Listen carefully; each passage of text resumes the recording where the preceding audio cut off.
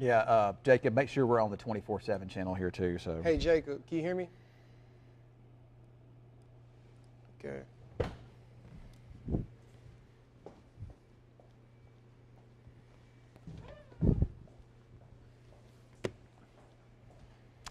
All right. Well, we're Hey, back y'all know where on Jacob here is? on. We need to go live. We're on Tornado social warning. media on Facebook Can Live. you go get him? But we gotta will go on the also 24/7 be channel right on now. And then we're our probably gonna do a 24/7 news cut-in channel, on and we'll be CBS. doing some updates as So well there's a on tornado warning. CBS. I don't know where he's at. But right now what we're going to do is mostly stay off of what we say wall-to-wall coverage on CBS, unless these storms start to get into some more populated areas, or it looks like we got tornadoes developing here.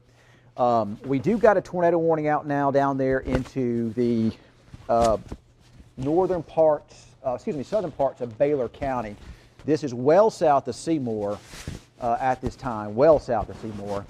But there is some rotation on the radar, and the thunderstorm has a bit of rotation with it. So we do see the tornado warning that's been issued by the National Weather Service there in the Norman area. So this warning would be for a small part of southeastern Baylor County.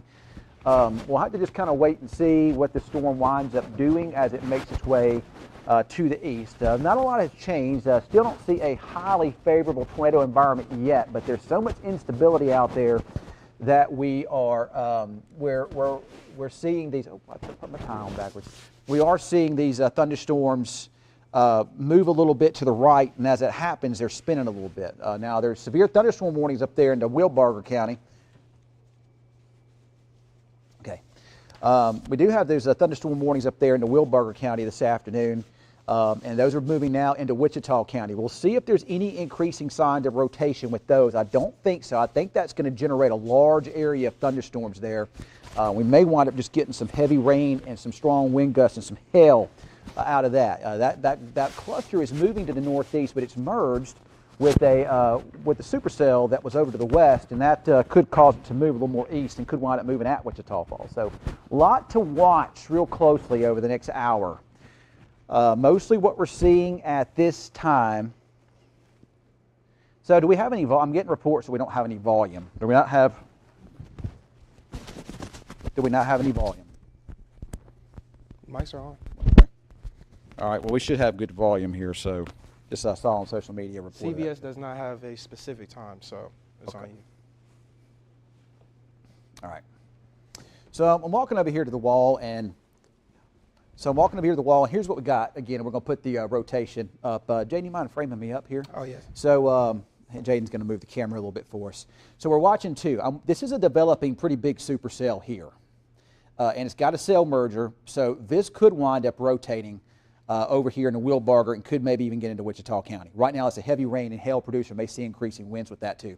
There's our tornado warning, though, would be for this cell down to the south. This is a big, big thunderstorm. We call it a flying eagle because it looks like an eagle. It's like you can see the wingspan here, and that's like an eagle. So that in the world of weather, it's called that's a little bit tighter. It's called a flying eagle. You got your supercell, you got your updraft. That's good right there. You got your updraft right along 183 here, and you got the upper level winds that cause the storm to spread out like this. So let's stop it from moving, Jaden, and let's zoom in a little closer to the southern parts of Baylor County, and let's put on the storm relative velocities. Let's see if we can see. And this is some pretty significant rotation showing up on the radar here.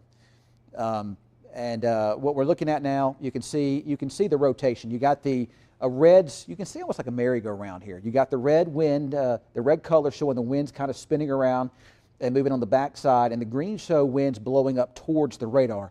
Now the radar beam is hitting this pretty high up, but there looks like some fairly significant rotation with this. We got strong inflow. We got strong winds. This is that warm, moist air. Remember, you were watching me just a little while ago, we were talking about CAPE, convective available potential energy, and the inflow feeds that CAPE into the thunderstorms. So you got that real warm, humid air. And folks, we look at what we call mesoanalysis. And the temperature right now in Graham is 90 with a dew point temperature of 79. That's probably one of the higher dew point temperatures I've seen in my time here in Wichita Falls. We don't have a lot of low-level spin in the atmosphere yet. That really doesn't get cranked up until after 6 or 7 o'clock. That's when the significant tornado parameters go up.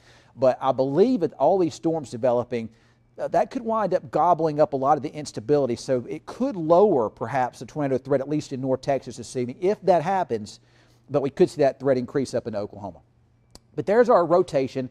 It was pretty strong on last scans. It looks like it might not be quite as strong on this scan here. It's just to the north of the Throckmorton, Baylor County line, and it's moving almost due east, maybe slightly north of due east at Round Timber. So southeastern parts of Baylor County into the Round Timber area, that's where we have to watch this to see if this thing produces a tornado. We do have Cameron Lindsay, who was in Windthorst in a tracker. Now he's dropping south, and he's going to try to intercept this thing over near McCargill so we can see what this storm is doing. But this is down here by itself. It's probably going to last a long time. When you deal with an atmosphere that's full of energy, and then you got the strong upper level winds to go along with that, it allows for these storms to just continuously grow and feed and grow. This is going to be it's probably going to be a long-lived supercell that's going to cross the southern parts of our area. So if you kind of look out from that, and it's going to do this up and down thing with any rotation. It looks like the rotation's kind of broadened out, not quite as strong. It may have briefly produced a tornado, but it looks like whatever it produced may have dissipated. But what you're going to see is, put the reflectivity back on, Jaden, if we could here. And what we're going to see this storm do is, you've kind of seen it try to reorganize a bit what you're doing. So this is your mesocyclone was sitting in here. It looks like you got a new, what we call mesocyclone. When we talk about mesocyclone, it's the rotating part of the thunderstorm. It's a meso is little or small, and it also refers to low pressure or counterclockwise wind. So that's where your updraft is. You got a little bit of a new meso or new spin developing on the southwestern side of it here.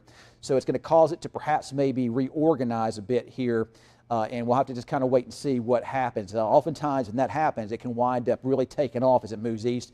In addition to rotation, we got really big hail well south and well east to Seymour, moving over into southwestern parts of Archer County. Jaden, if you could, let's widen this up. Let's go up into the area up to the north here. Let's kind of look at these storms, kind of stop it right here. A lot of lightning and very heavy rain. We've got several storms in this area from south of Vernon through Grayback all the way down to Lake Kent. And then you got the forward flank or the northern part of that big supercell down to the south. Put the storm relative velocities on. Let's see if this thing is doing anything. And you do see, this is where that supercell was coming out. You do see some winds blowing towards and away from the radar.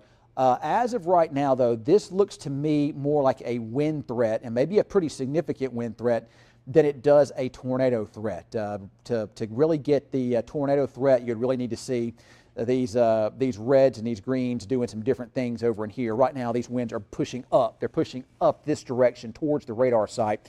So that's all winds blowing out. This would be thunderstorm winds, but it is merging with some storms, so we'll have to watch that and see what happens. We got Jaden with us. Jaden, what the Weather Service got any new information for us here? It says the severe thunderstorm warning for Wilbarger County and some wind speeds about 60 miles per hour, golf ball sized hail as well is indicated within these storms that's pushing across Wilbarger County. Ford County, you have a severe thunderstorm warning as well, and you can see the warning has been canceled is what they're talking about for Ford County. Okay. So that's good news there.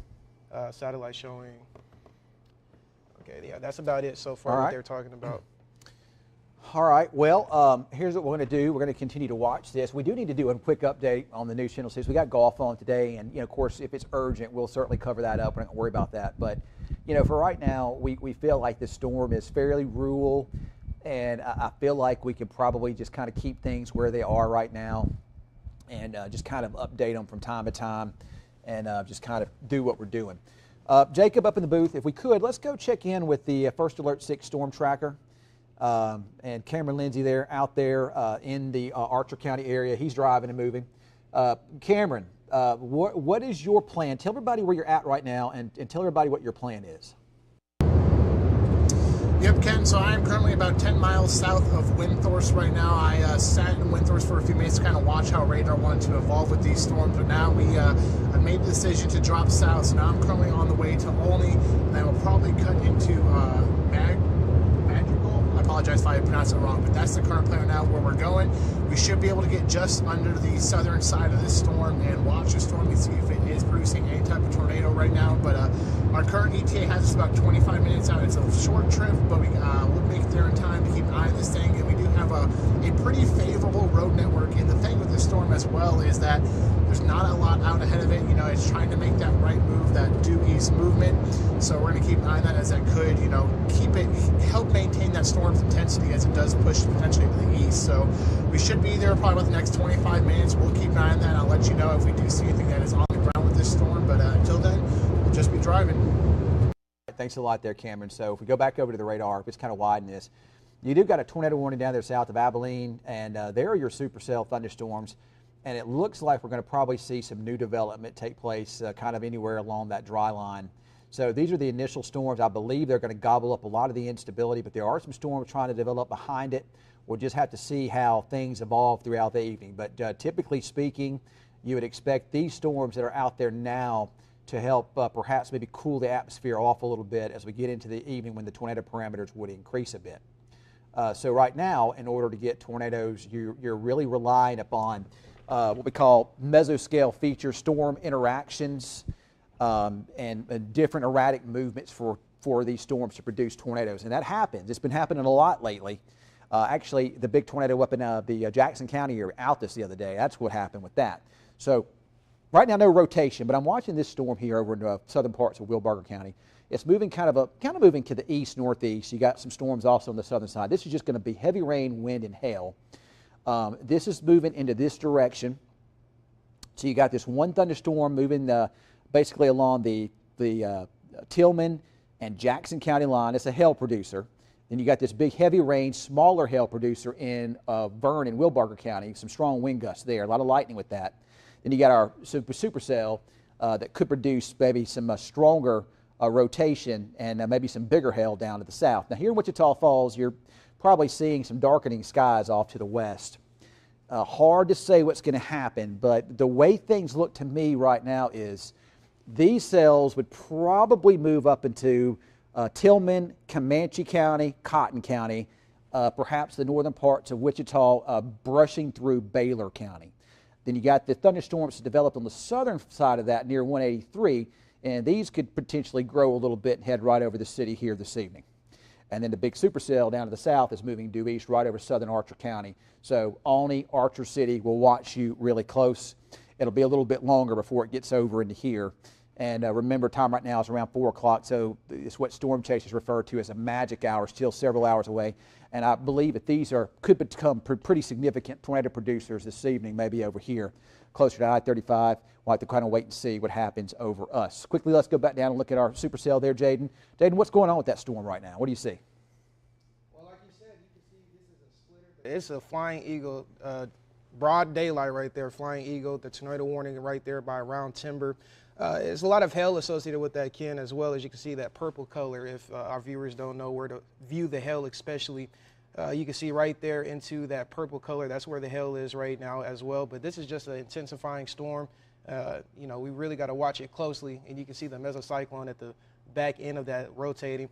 It's not a lot of broad rotation, but you can see it's definitely there. Yeah, if you look at that, it's not anything major, though. It's not organized. It's real disorganized. I would think that the Weather Service would probably, you know, let that tornado warning go, I would think. Right. I think that's what they're going to do. And I was looking at what the Weather Service was saying about the severe thunderstorm warning for Wichita County as well as Will-Barger, and it seems like it is intensifying just a little bit. 2-inch hail as well as 70-mile-per-hour winds. So we do got a warning for Wichita. Why don't you go up there and let's kind of take a look at that and see what's going on with that. Okay, so yeah, that's probably making its way into Wichita County right now. It's probably starting to sprinkle a little bit near Iowa Park.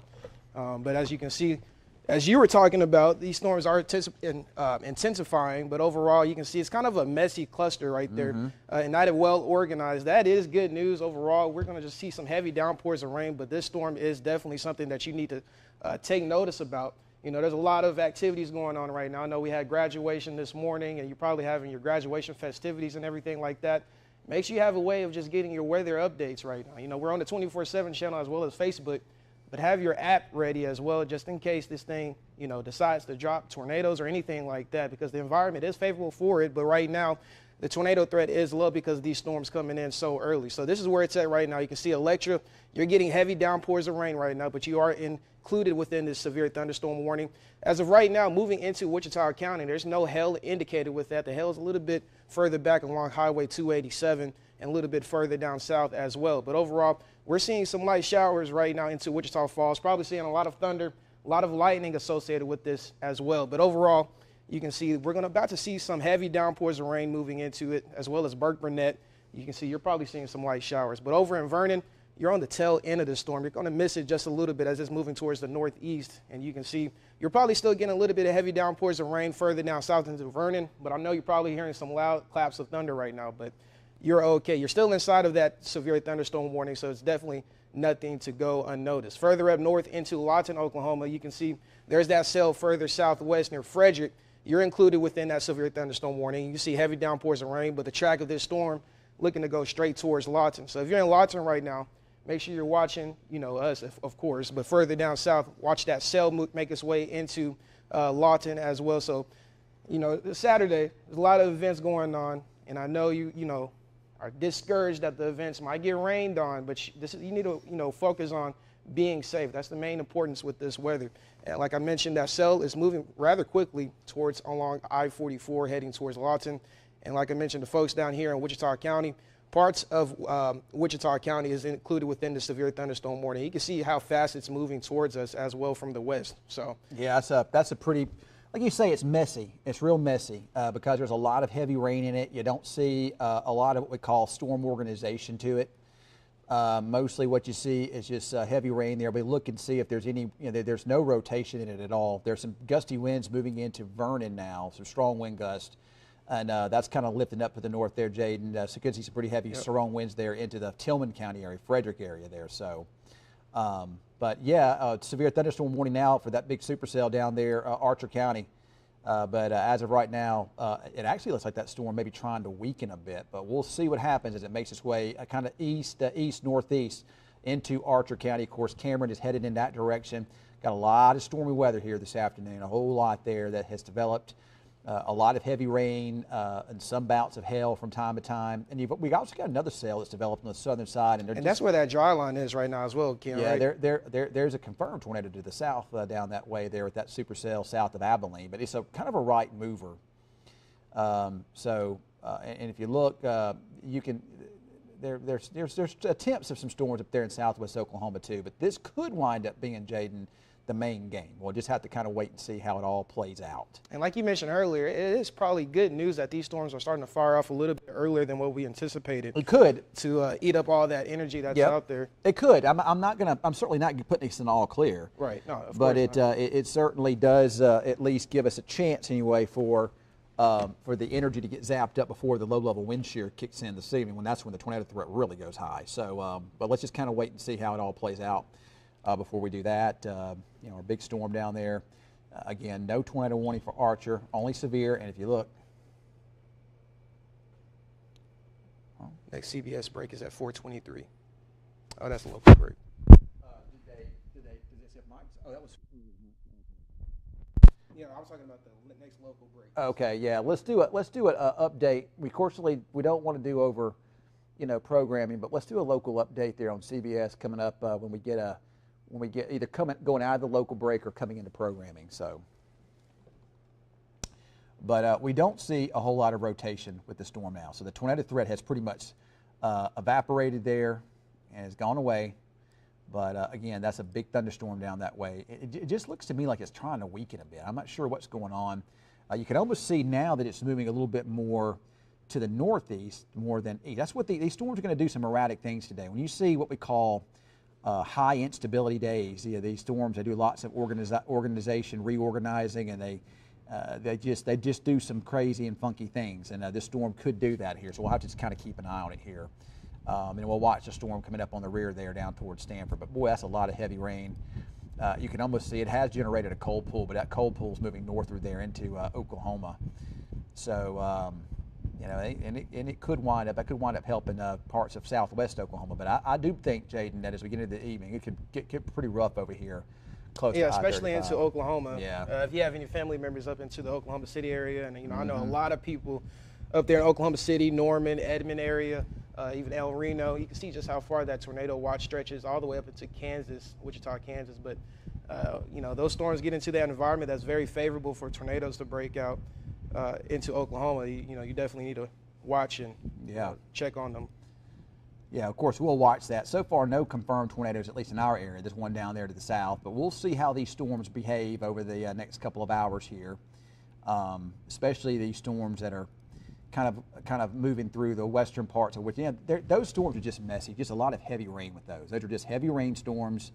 Those storms that are moving into Wichita, there's no rotation. Matter of fact, I don't even see a lot of hail, at least with some of those storms. Now, I do see a little bit of an increase in hail across the northern parts of Baylor County, pretty close to Lake Kemp. But you really just don't see a lot of storm organization in any of that area there.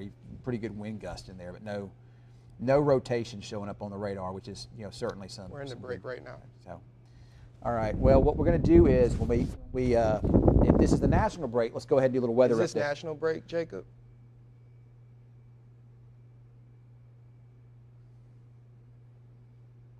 This is a severe weather alert from the First Alert Weather Team, right, sponsored by Texoma Storm Shelters. All right, here's a little weather update for you here this afternoon. We did have a tornado warning over here in southeastern Baylor County, but that storm has really weakened a lot over the last couple of minutes, and it no longer has rotation with it. But what it does have with it is a very heavy rain and hail that's moving out of Baylor County and moving over here into Archer County. We're seeing hail now in McGargle, and some of the hailstones could get pretty big in some of this. So if you're over here into Archer County, expect big hail, especially in the southwestern parts of Archer County. Heavy rain is overspread Lake Kickapoo, and you're going to see at least some shower-type activity moving into Archer City.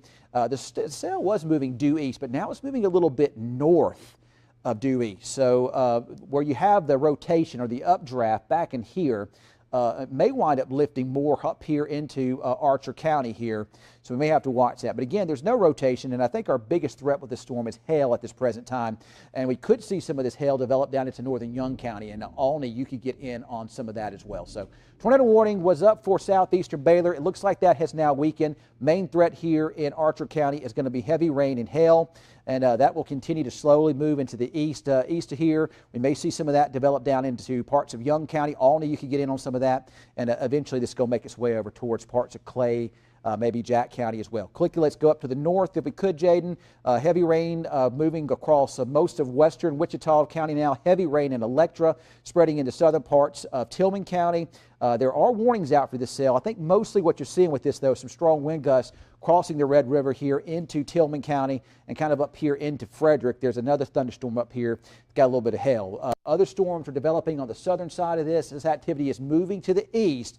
And it looks like, at least with the way things look, this heavy rain area would be basically from about Wichita Falls, Burke-Burnett up into parts of Cotton County. Main concern, heavy rain, maybe some gusty winds and some hail, mostly small hail now, but we'll see if any of the hailstones can increase with some of the storms down to the south. And we'll see these storms continue to perhaps grow as they get to the east over here this evening. We'll have more updates. We're doing live coverage over in the 24/7 News Channel and also on Facebook Live, News Channel 6. Find us over there. This has been a severe weather alert from the First Alert Weather Team, sponsored by Texoma Storm Shelters.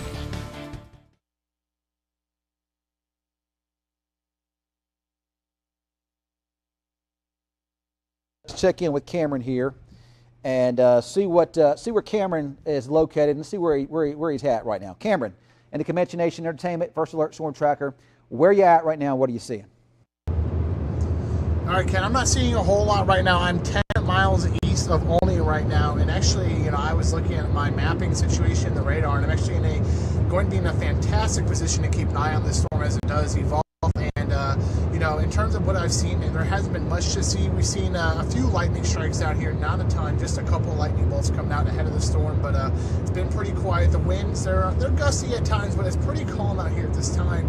But, when we get to Olney, with the way it was looking like it was going to be moving due east, now it might be taking a bit more of a northeast approach, but regardless, we're going to be in a great spot to either move east with it or move north on it, north with it, right behind it. So we're going to be able to keep eyes on the storm the entirety of its lifetime. We should be able to, at least. The roads do favor us being able to do that. So we'll be in a great spot to keep an eye on the storm. We're about 10 minutes outside of being in Olney, and then from there, just kind of watch and see how the storm wants to evolve, and make our decisions from there. But that's going to be the storm we're watching, and I know, something that's in the back of my mind, Ken, is yes, there is not a lot of low-level spin at the Earth's surface right now, not a ton going on, but you think back to was it Thursday? We had that tornado up in near Altus, and there wasn't much spin at the Earth's surface, but things have been, I would say, overachieving this year, but it hasn't taken much this year. So just gotta keep an eye on it as it does continue to push northeast, and I'll keep you updated.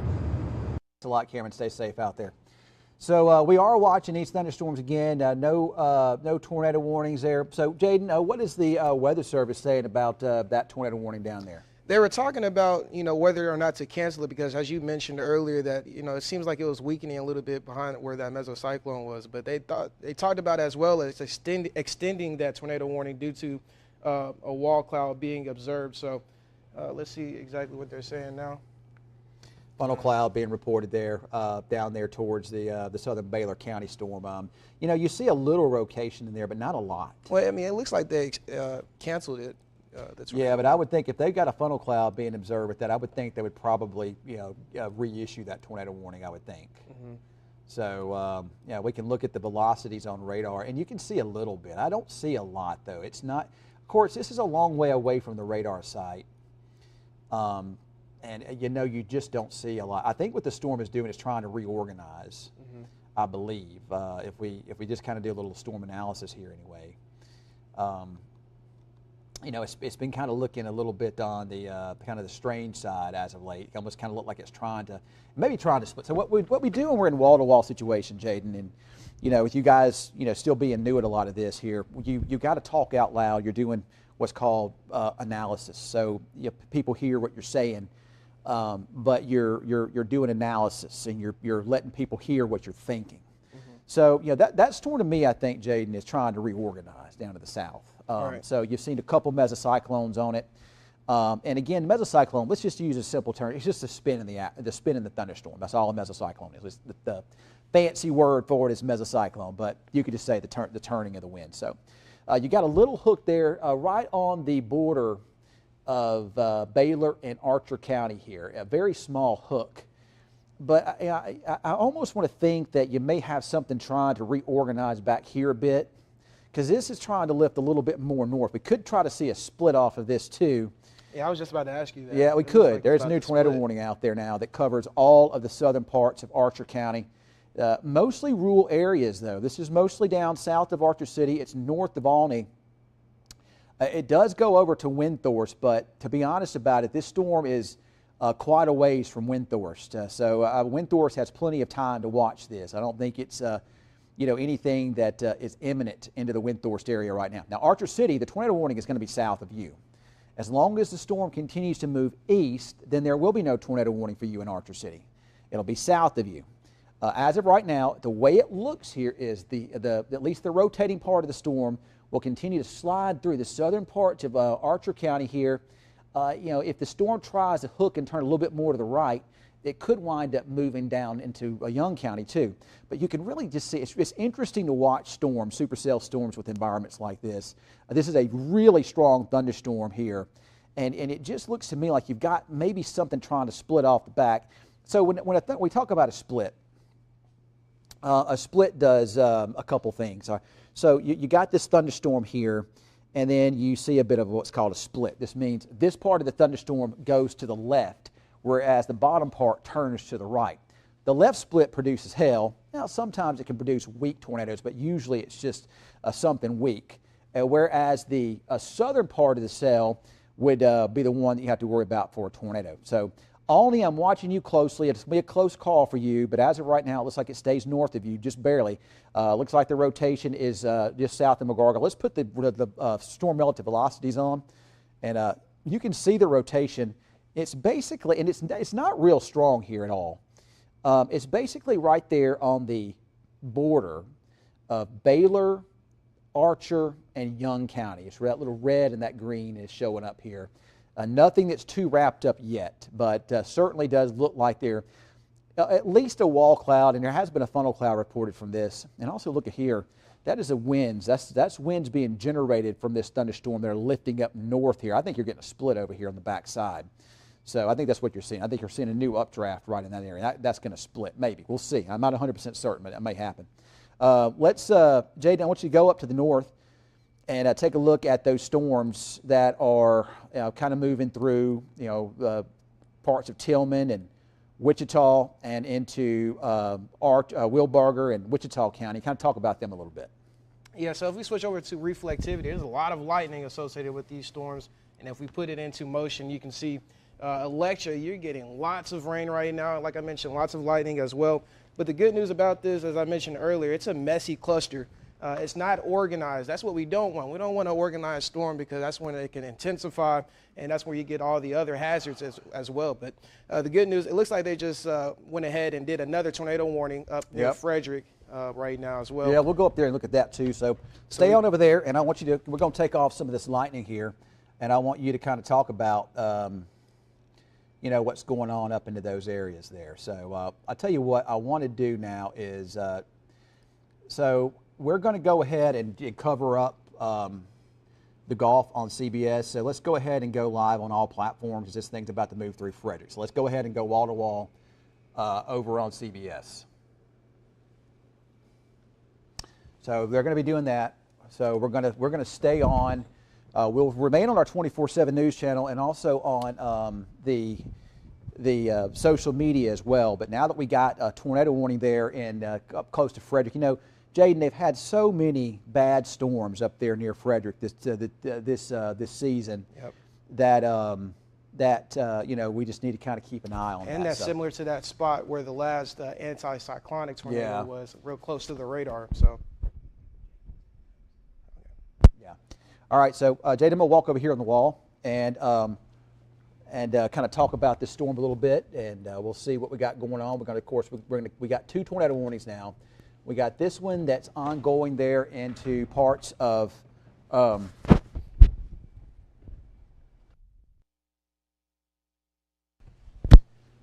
okay. So we are, this looks like a tornado to me. This looks like at least a small one on the ground here. There's your radar site, and there's your tornado. This looks like a tornado on the ground. It's small, but there's a pretty good circulation right in here over the rural parts of western. Okay, we're about to go on CBS 2, so we're going to stand by. All right, so now that we're getting into this thing, we got a lot of bad weather going on now across North Texas and in southern Oklahoma. We've got 2 tornado warnings we're tracking. This is what looks to me, this is going to be a tornado warning for Tillman County, and this includes the town of Frederick here. A lot of bad weather up in this area this storm season, so we're going to be on with this here for a little bit. We are looking at, this was a tornado. It looked to me like it was anyway.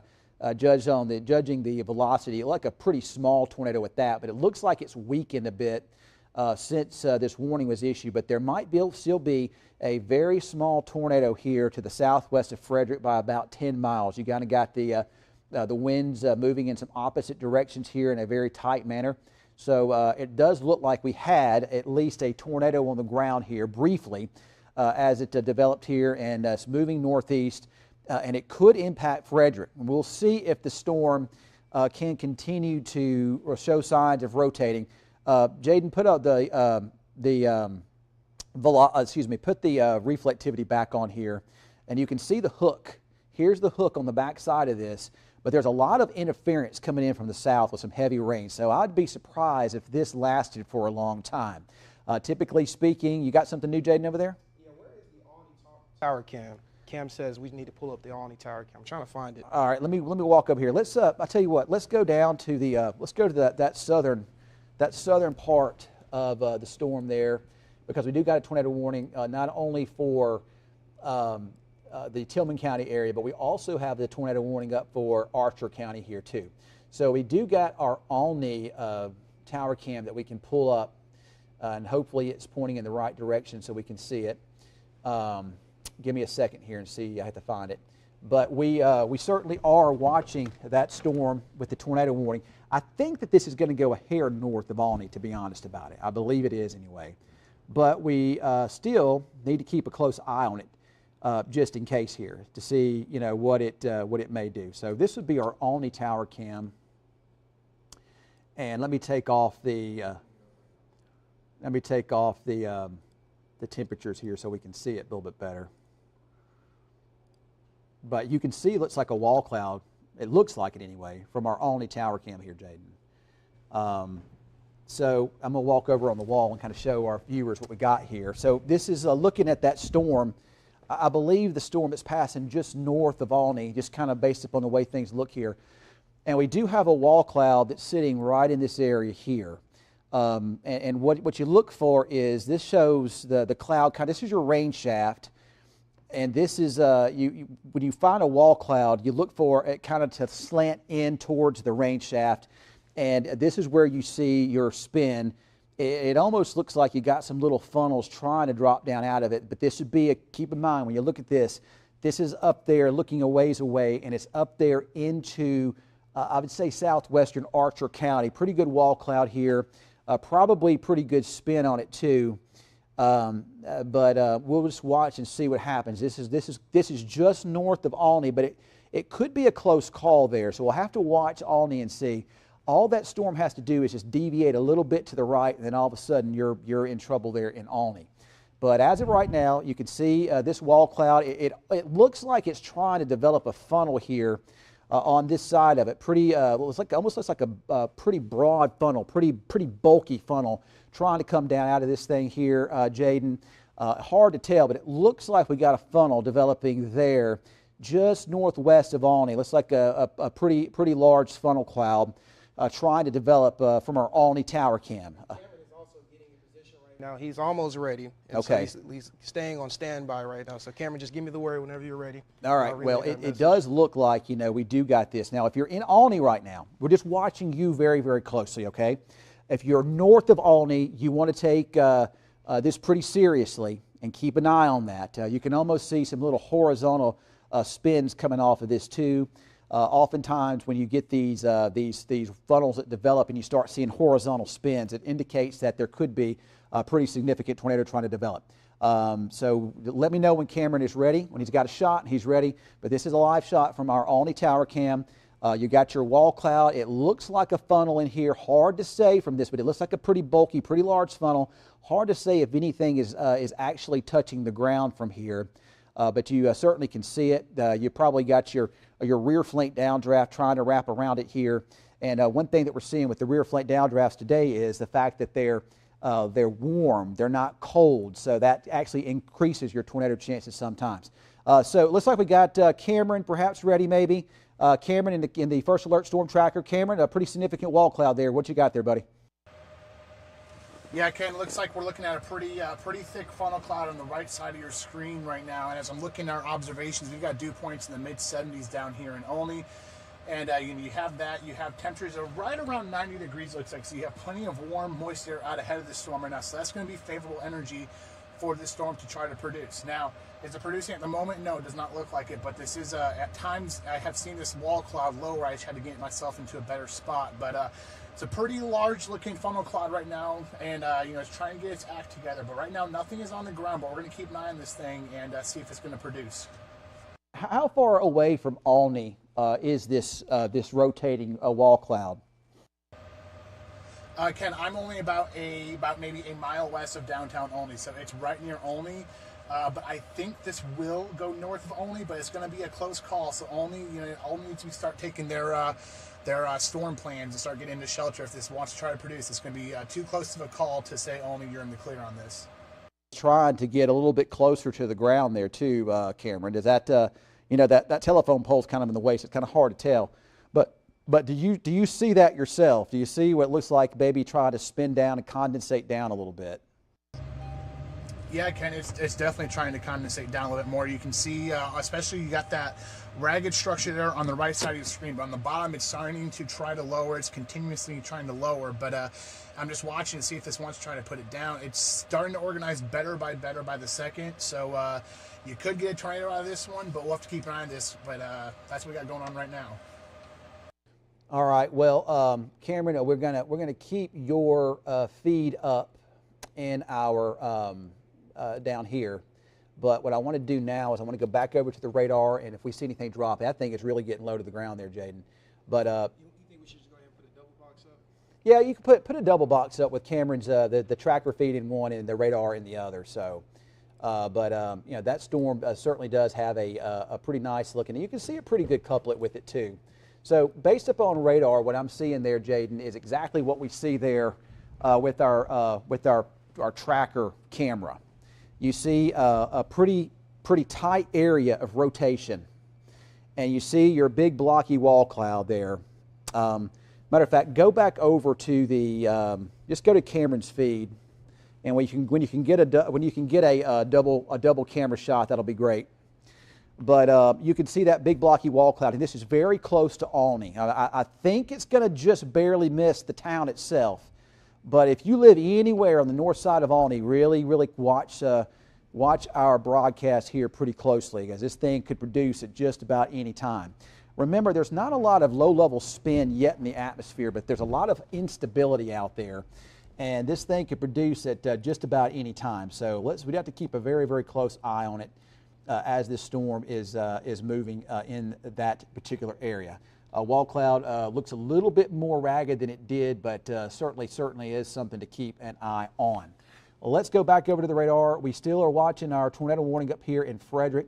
Of course, the storm is over the radar, so it's going to be hard to tell what's going on with that storm there. Now, looking in the chat, Ken, some spotters say they're not seeing much up there. There's some spotters up there in Frederick. They're not seeing a lot, but you know, obviously they're in an environment where things could quickly change, you know, so they're watching that closely. Yeah, but it's over the radar site, so it's going to be tough to tell, you know, what's going on with that, to be honest about it there, Jaden. So, but you kind of go south from there, and you've got a lot of heavy rain down into, and these are not tornado-producing storms here, but you got a lot of rain there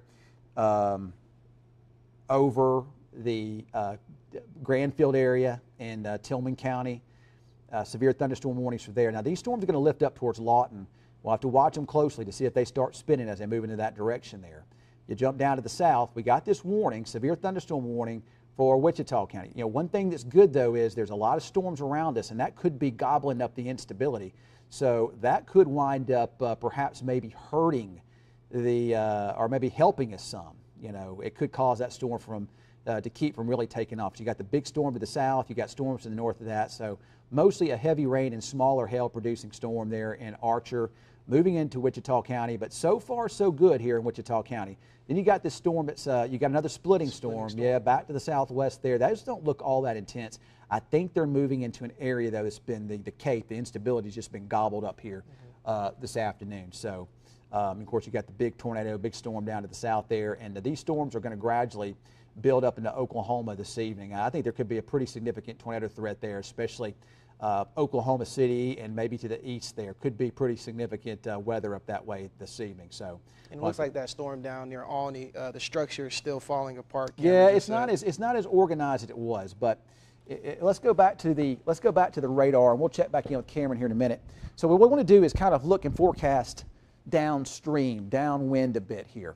So we got our big supercell thunderstorm. Time right now is 4 o'clock. It still looks to me like we don't have a lot of low-level spin yet in the atmosphere. So what's happening is these storms are producing wall clouds, they're producing spin, they're producing brief tornadoes, but nothing significant.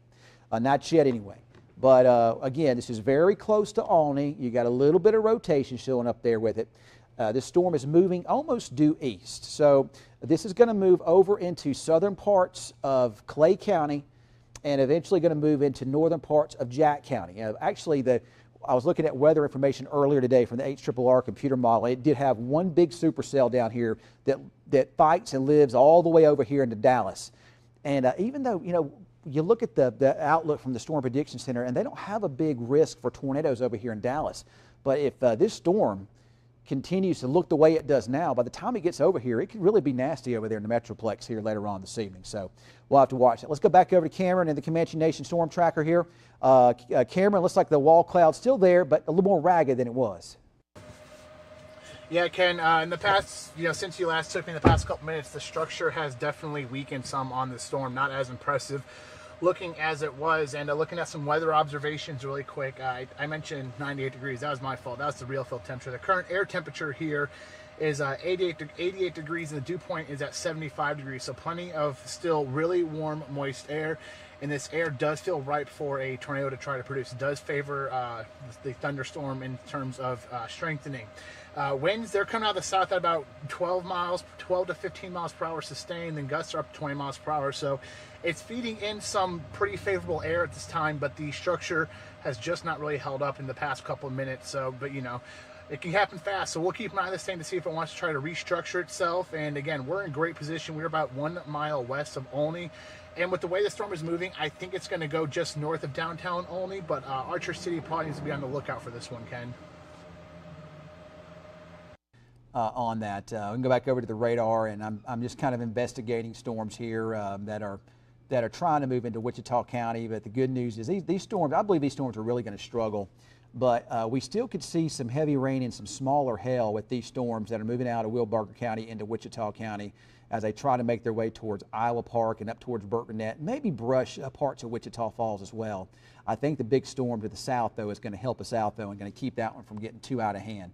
And a lot of the weather information that I looked at today had thunderstorms that split Wichita Falls. Guess what? The dome is in full effect today, and that's kind of what's trying to happen here. It's amazing to me how well, once we finally, the computer models we call CAMs, convective allowing computer models, finally picked up on all this stuff. It's amazing how well they're doing here. They really showed this batch staying north, this big supercell to the south, and then it showed a little smaller cell moving over Wichita Falls. I am watching these storms developing southwest. There's an outflow boundary. That's basically a cold pool. The thunderstorms that are here generated rain-cooled air, and we said that was going to happen. And that gobbled up that instability, and it's pushing it to the west. So that's your outflow boundary. That will help to cool the atmosphere out here in the west, so it could eliminate thunderstorm chances over this way. I think that the area of concern as we get into the early evening is going to be over here. Jefferson, these storms are moving pretty fast too. Stevens, Jefferson, Montague, Clay, Jack counties. Those are the ones we're going to have to watch closely this evening. And we'll see what happens. But these storms here down towards Throckmorton, they're going to move into this rain-cooled air up this way. It's stable, so I don't think there'll be much of a tornado threat with that. Maybe a little hail. But overall, that doesn't look too bad, to be honest about it. So, Jaden, let's look down here once again at this storm down to the south, down here into Archer County. Let's stop the radar from moving. Put on the storm relative velocities. Let's see if there's anything in the way of rotation showing up. And remember, these storms, these supercells, they go through cycles where they rotate, spin a little bit, then it goes away. And what little rotation we're seeing there is just a hair north. I'm talking about maybe a mile north of Olney right now. This thing did generate a big wall cloud, and it had a big bowl trying to come down out of it, big cone-looking funnel almost. But it did not materialize, thankfully, because it was moving really close to a pretty populated area. But you still see a little spin down there where that red and that green is. You still see a little bit of a spin showing up there on the radar with that. So let me talk to Jaden. We're going to pull up a double box right now. Okay, we're going to pull up a double box. Here's what.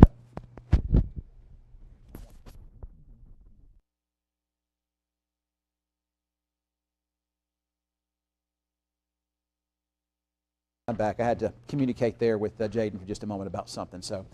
But I'm trying to look here at the radar here this afternoon. And remember that we're not only are we on CBS right now, and the reason that we're on CBS is because we got 2 tornado warnings and a lot of bad weather out there this afternoon. Tornado warning has been close to Frederick. Now, there was a tornado a short while ago near southwest of Frederick, but that tornado has since lifted up. We're going to have to watch this storm, though, pretty closely as it continues to move northeast, and whatever is in this would be wrapped up in rain. That's a lot of heavy rain with those storms.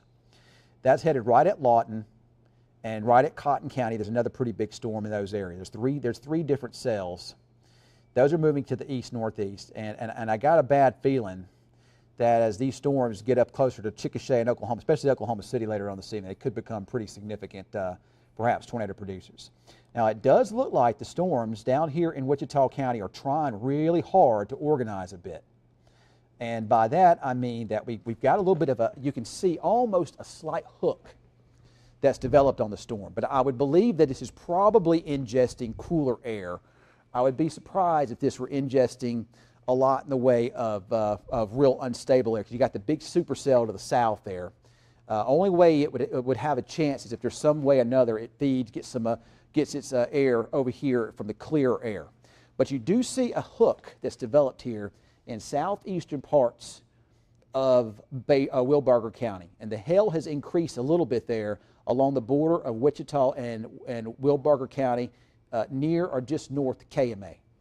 So hail size may be increasing a bit. You got a little hook, and what the hook means is it's the updraft. It's spinning a little bit. So as it spins, it tries to bring what's called the rear flank downdraft around the back side of it, and that's what you begin to see. You have to watch those because that's what is key to producing a tornado. But you got to see a little bit more of a significant sign for that to happen. But this is developing, looks like, or trying to reorganize. But you can see the latest update does not really even show a hook with that anymore. But if it continues to move eastward, we could wind up getting into a situation where we get perhaps maybe some hail production into parts of Wichita Falls. But I think it could go to Iowa Park and maybe kind of go up towards Burt Burnett City View area. There is a severe thunderstorm warning that does come into the western side of Wichita Falls, but I don't know that we're going to see a whole lot with that. If you look, there's no organization to any rotation there on radar. That's good news. I just believe that this is ingesting a lot of perhaps rain-cooled air, and that could perhaps maybe keep it from doing what it otherwise could potentially do. All right, so I'm going to send things over to Jaden. Jaden is over here on our monitors, and he's monitoring things from the Weather Service. And Jaden, you got the radar pulled up over there. And yeah, that's right, Ken. I got the radars pulled up right here, as you can see behind me, as well as the NWS chat. That's what we watch and monitor throughout the whole day of storms. They're updating that from the Weather Center, so that's good news there. And I have it right here on this iPad as well. And so we do have that severe thunderstorm warning for Comanche, Cotton, and Tillman County right now. And with those storms that's pushing into those counties, you can possibly see some 60-mile-per-hour wind gusts and also in quarter-sized hail. So definitely stay weather aware with that. If you have your car parked outside, you know, it might be a good idea to just go ahead and put that into the garage if you can, because we all know we don't want to have, you know, the insurance bill go up with that. So Archer City, Archer County, Clay County, you have a severe thunderstorm warning as well. And with that, within that storm, 60-mile-per-hour winds as well, and just a little bit of hail, nothing expected. It just says, you know, about ping-pong-sized hail. So that's good news there. And overall, there's been a report of tree limbs down into Frederick. You know, earlier we had that tornado warning up there in Frederick. We did see some tree limbs down. I believe the exact location was at Gladstone and 11 in Frederick. So be aware of that. But the good news is the tornado warning has expired for that up there in Tillman. It's now just a severe thunderstorm warning.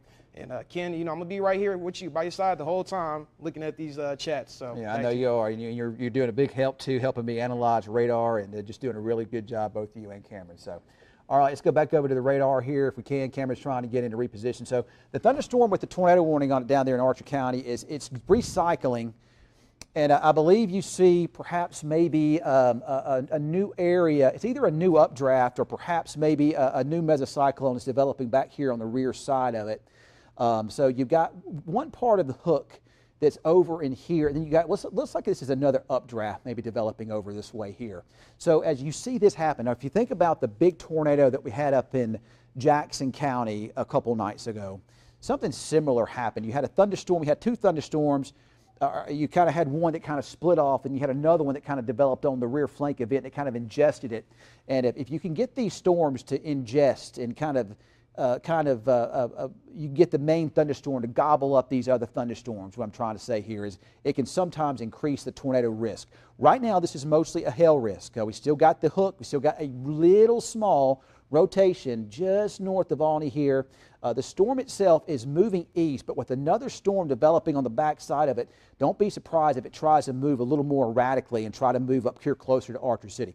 But from there, we got Windthorst in Scotland over here along 281, and then you're going to have the southern parts of Clay County. We're talking about Henrietta, Buffalo Springs. I think Henrietta is okay from this, but we'll need to watch that. This big cell kind of goes south of Henrietta, but it will be impacting southern parts of Clay County, northern parts of Jack County, and continuation of this, a lot of hail and heavy rain over here into Archer County.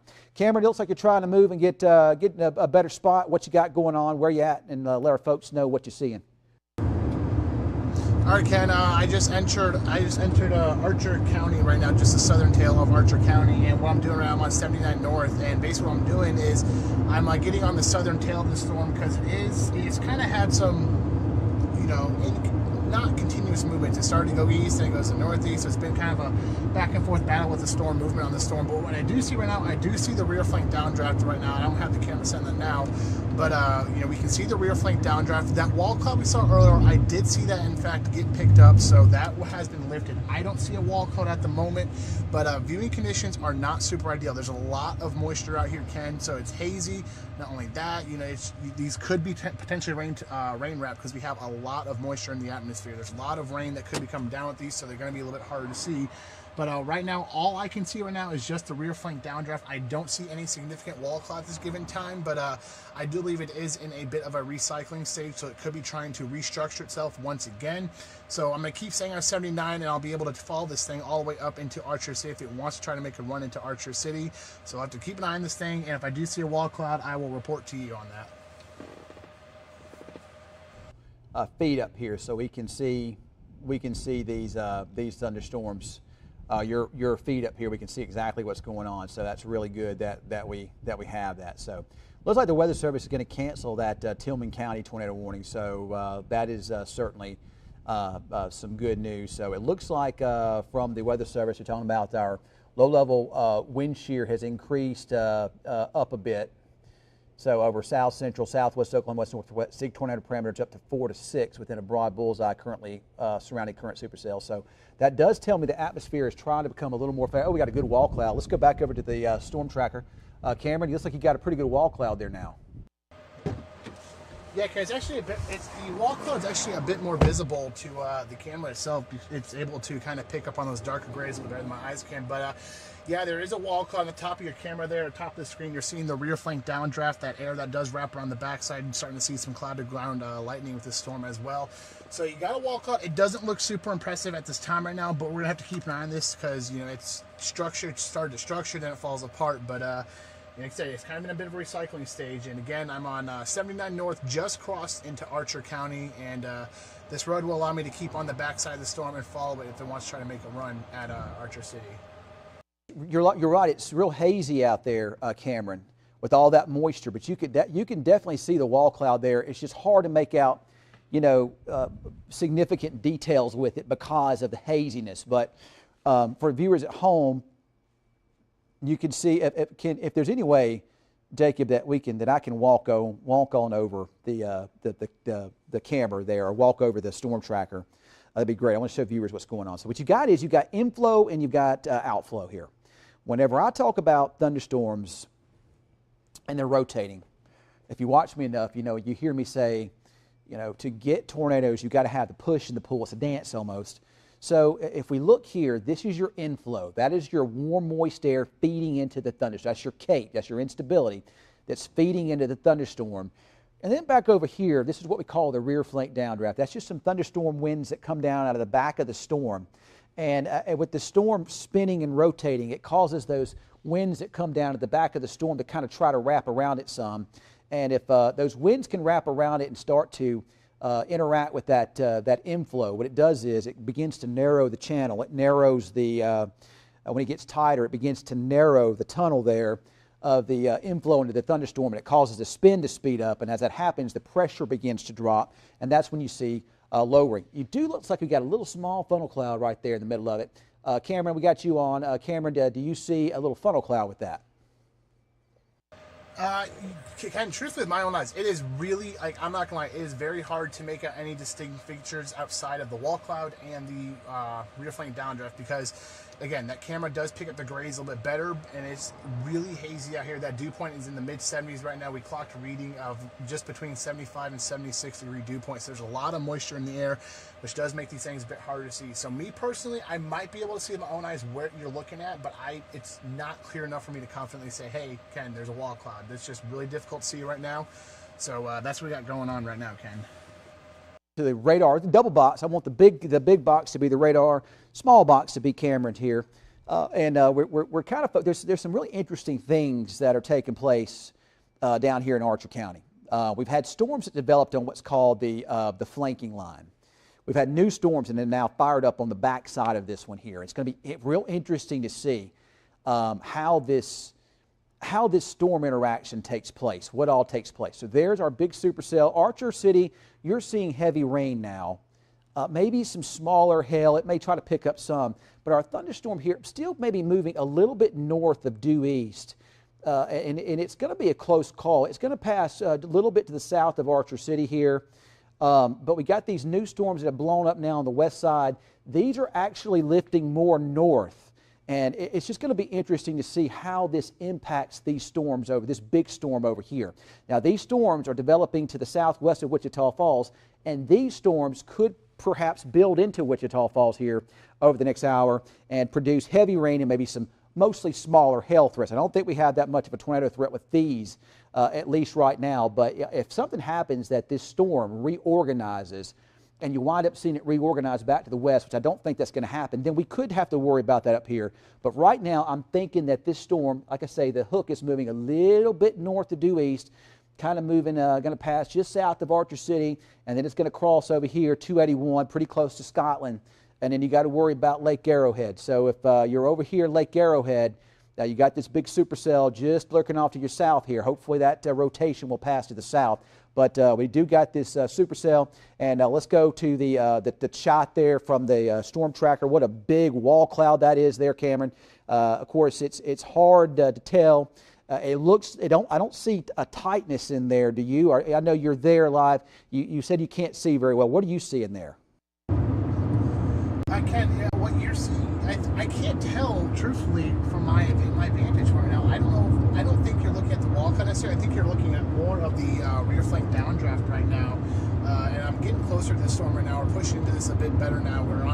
There's a bend coming out into Archer County on 79. So we're pushing into that bend right now to get a little closer on the notch of the storm. So then maybe that way I can see a better view into where we could be seeing a wall cut in the storm. But right now I think you're just seeing the RFD. I don't see a super significant wall cloud right now. But again, I cannot stress enough, it is hazy as could be. There is a ton of moisture in the atmosphere right now, so it does make things a bit more difficult for me to see at this time. But I've got good eyes on the storm in general, but seeing the finer details, I have to get a little bit closer right now. To be aware of, Cameron, and I do believe I can see it good from that is a wall cloud. That's a big wall cloud too. I do not see a lot of rotation on radar, but that is a bona fide wall cloud right there, no doubt about it. I know you're having a little bit harder time of seeing it out there because of the contrast there with all the moisture, but that's definitely a wall cloud. It's big, but it's not a situation where it's very tight at this time. But if we go back over to the radar, I wanted Cameron to hear, I know he's listening to us, that there's storms that have developed on the backside of that, and I'm not certain how that's going to impact that storm, but it could wind up causing maybe it to maybe push a little bit more north of due east. So that's something that we'll have to kind of keep an eye on here closely. So let's look back over on the radar here. We're looking into Lawton. There's some heavy rain about to move into Lawton now. These storms are heavy rain producers. There's some strong wind gusts there in them too. No signs of rotation at all up here into southern Oklahoma. In fact, this is generating a pretty good cold pool there across southwestern Oklahoma, and that too could help to decrease some of the tornado risk there across southwest, west central Oklahoma here this afternoon. There are some more storms developing up north. There's a big tornado watch in effect, and it looks like the threat for tornadoes as we get into the remainder of the afternoon and evening, you'll probably see a pretty significant increase in the tornado potential up here in southern Kansas and northern Oklahoma, and you'll probably also see an increase in the tornado parameters over in here too. up there in Oklahoma. But we're going to have to watch and see, because I also think that we could see maybe an increase in tornado parameters perhaps over in here too. But we got to get these, we have to have these storms linger into the evening hours in order for that to happen. But just doing a little analysis, significant tornado parameters have increased over there. And we got new storms developing. It looks like we got new supercells developing there in Baylor County. We got the big supercell there in southern parts of Archer County. But while it has rotated from time to time, Jaden, it's really struggled to really produce. And I believe the reason why, again, is because we don't have a lot of low-level wind shear here. But it's a close call. The storm now looks to me like it's moving a little more northeast than it is east. Right. So it looks like that's going to move over Archer City. Then you've got the storms forming on the what's called the rear flank of that. And those storms are growing, developing rapidly too, and they're going to be moving kind of off to the east and northeast. So we'll have to keep an eye and see if those start to rotating any on the back side of that. Typically speaking, you wouldn't think that, but it could. Today's just a really, really tough forecast and really hard to say. You know, every weather event, even though I've been doing this for a long time, Jaden, you know, every weather event that we see is you always learn different things, and you look at things and you learn things. It looks like we do got rotation now developing there to the south of Seymour. You can see the reds and the greens there. It's kind of broad, but certainly looks like we got a little rotation in that area now. So we'll have to keep an eye on that. That's just some developing storms. And you can see the outflow boundaries moving west, and that's going to kill the storm chances, I think, across the western parts of the area. But you know, it looks to me like the threat, at least for the next several hours, in the early evening that is, will be with these thunderstorms here and then kind of up into there. That's where our main concern is going to be. I really think, to be honest about it, that these storms down here could be trouble over into here this evening. So we're just going to keep an eye on it. I'm going to look at the, of course I'm watching Cameron, and hard to say if that's you know, it could be a wall cloud, but it looks to me more like, it looks more like a shelf cloud, honestly, to me. That's what it looks like. But the storm really doesn't look outflow dominant, so I'm not sure. The storm looks like it's undergoing some type of organizational type thing. So new tornado warning has just been issued that does include Archer City, and it does look like it includes Scotland, Windthorst, and the southern side of Lake Arrowhead. This goes over into the southwestern parts of Clay County. It includes Blue Grove, again, the Lake Arrowhead area, Scotland, the southern side of Lake Arrowhead, and it does not include Henrietta at this time. So that's where the tornado warning is. You know, I do not see significant rotation on the radar. If we go back up to the north, heavy rain now in Burtmanette, maybe some hail there too. But it looks like that storm mostly passes north of Wichita Falls. A little hail, maybe some gusty winds in that, but that doesn't look too bad to me. Then we got this mess coming in from the southwest. Now these storms developing to the southwest, unless they move to the right, will probably move over Wichita Falls and pose a bit of a hail risk as they do so here. But if you look back behind that, there's not much going on. I believe the outflow boundaries that developed there have helped to lessen the threat for storms in the west. You saw some storms over here near Childers try to go, but I think the outflow boundaries are probably going to kill that. You do have these storms down there south of Abilene. You've got a little bit of a left split off of that, so there is certainly a chance that that could try to impact some of our southern counties. So Cameron said there's some dew points down there, about 80. Wow. So he said go ahead and take them. I think the cell service is a little bit bad, so we're going to see. All right, so let's go to Cameron in the storm tracker, and let's see what he's got going on with that storm. Cameron, where are you at right now?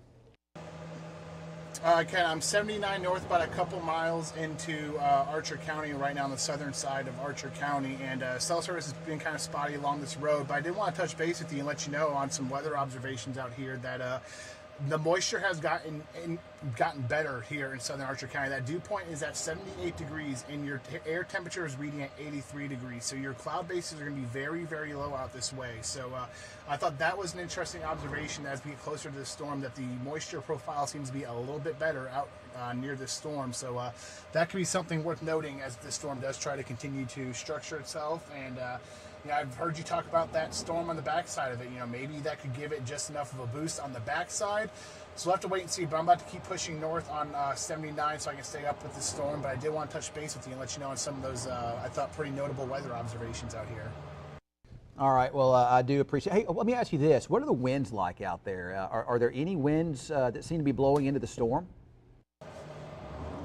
Ken, there's the winds are gusting up to about 15 miles per hour right now. They were more notable when I was in Olney, but they've since weakened, and they are coming out of the due south. So it is blowing in that good air that it does need. It does need that air out of the south, because the air out of the south is warmer and it is more humid. So that is going to give it favorable air. But the wind speeds have dropped off a good chunk since we were in Olney. So that is another thing worth noting as well. Again, we don't have much spin at the Earth's surface, and you need surface winds to also help a tornado form. So that is again another important observation to make note of. Well, I'm going to send things over to Jaden. He's over on the monitors. Let's go to Jaden right now.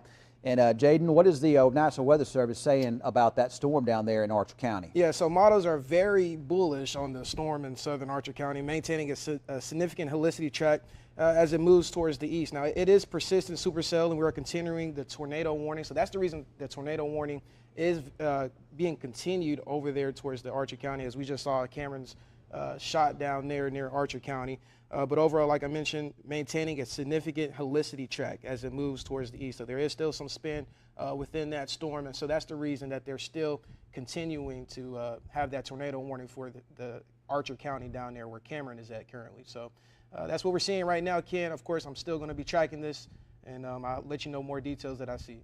All right, I do appreciate that there, Jaden. So let's go back over to the radar if we could. And all right, so what I'm looking at now would be you're seeing maybe a little bit of some rotation showing up there kind of west of Archer City at this time. It's nothing significant, but you might be seeing a little bit of some rotation trying to show up. So what Jaden was talking about was helicity tracks. And so what he's referring to is when a thunderstorm rotates, it ingests what we call a sideways spin in the atmosphere. It's called horizontal vorticity. Vorticity is just spin, okay? You got vorticity that does like this, and you got vorticity that does like this. So what happens is when these storms are rotating, and you're seeing a little rotation there now southwest of Archer City, it's ingesting that horizontal spin, and the updrafts coming along. You got these strong updrafts, and it causes it to kind of bend and become more vertical. So what he's referring to, it shows a strong helicity track. It shows a strong track where the storm is spinning now all the way over to Clay and potentially Montague County here. And it's moving pretty quickly, and we've seen what we call significant tornado parameters rapidly increase now with low-level wind shear beginning to pick up over here into Clay County. So we do see rotation here coming into Archer City. It's weak. It's not strong, but you see the greens and the reds. The green shows winds blowing up, and the reds show a little bit of wind on the backside, kind of spinning around on the backside of that. You also see some disorganized rotation over here in southeastern Baylor County, and that's what those storms that kind of formed on the backside of that. Now, this is going to eventually make its way kind of through northern parts of Archer and into Wichita County eventually. I don't know that that'll pose a tornado threat, because I think that the storms down to the south here in southern Archer County will probably gobble up that we call at the surface anyway, the Earth's surface, the instability down there. So it may be a little bit suspended. The thunderstorm may be a little bit elevated, and that might keep it kind of at bay. So we'll watch that and see. But right now, a little rotation showing up here, coming in on the west side, southwest side of Archer City. Let's zoom in a little bit closer here to Archer City there. And there is your rotation coming up on. And these are farm to market roads here, county roads out this way. And there's your little spin. Could see at least a weak tornado try to develop in this. Put the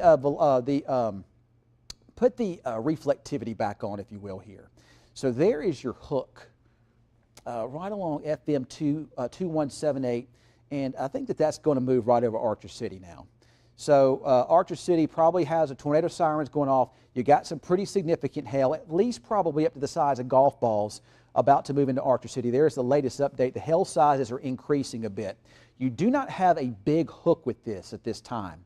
So that tells me that you don't have a real big, real strong spin on the backside of it yet. That means the winds that are rotating aloft aren't pushing around on the backside yet too much, okay?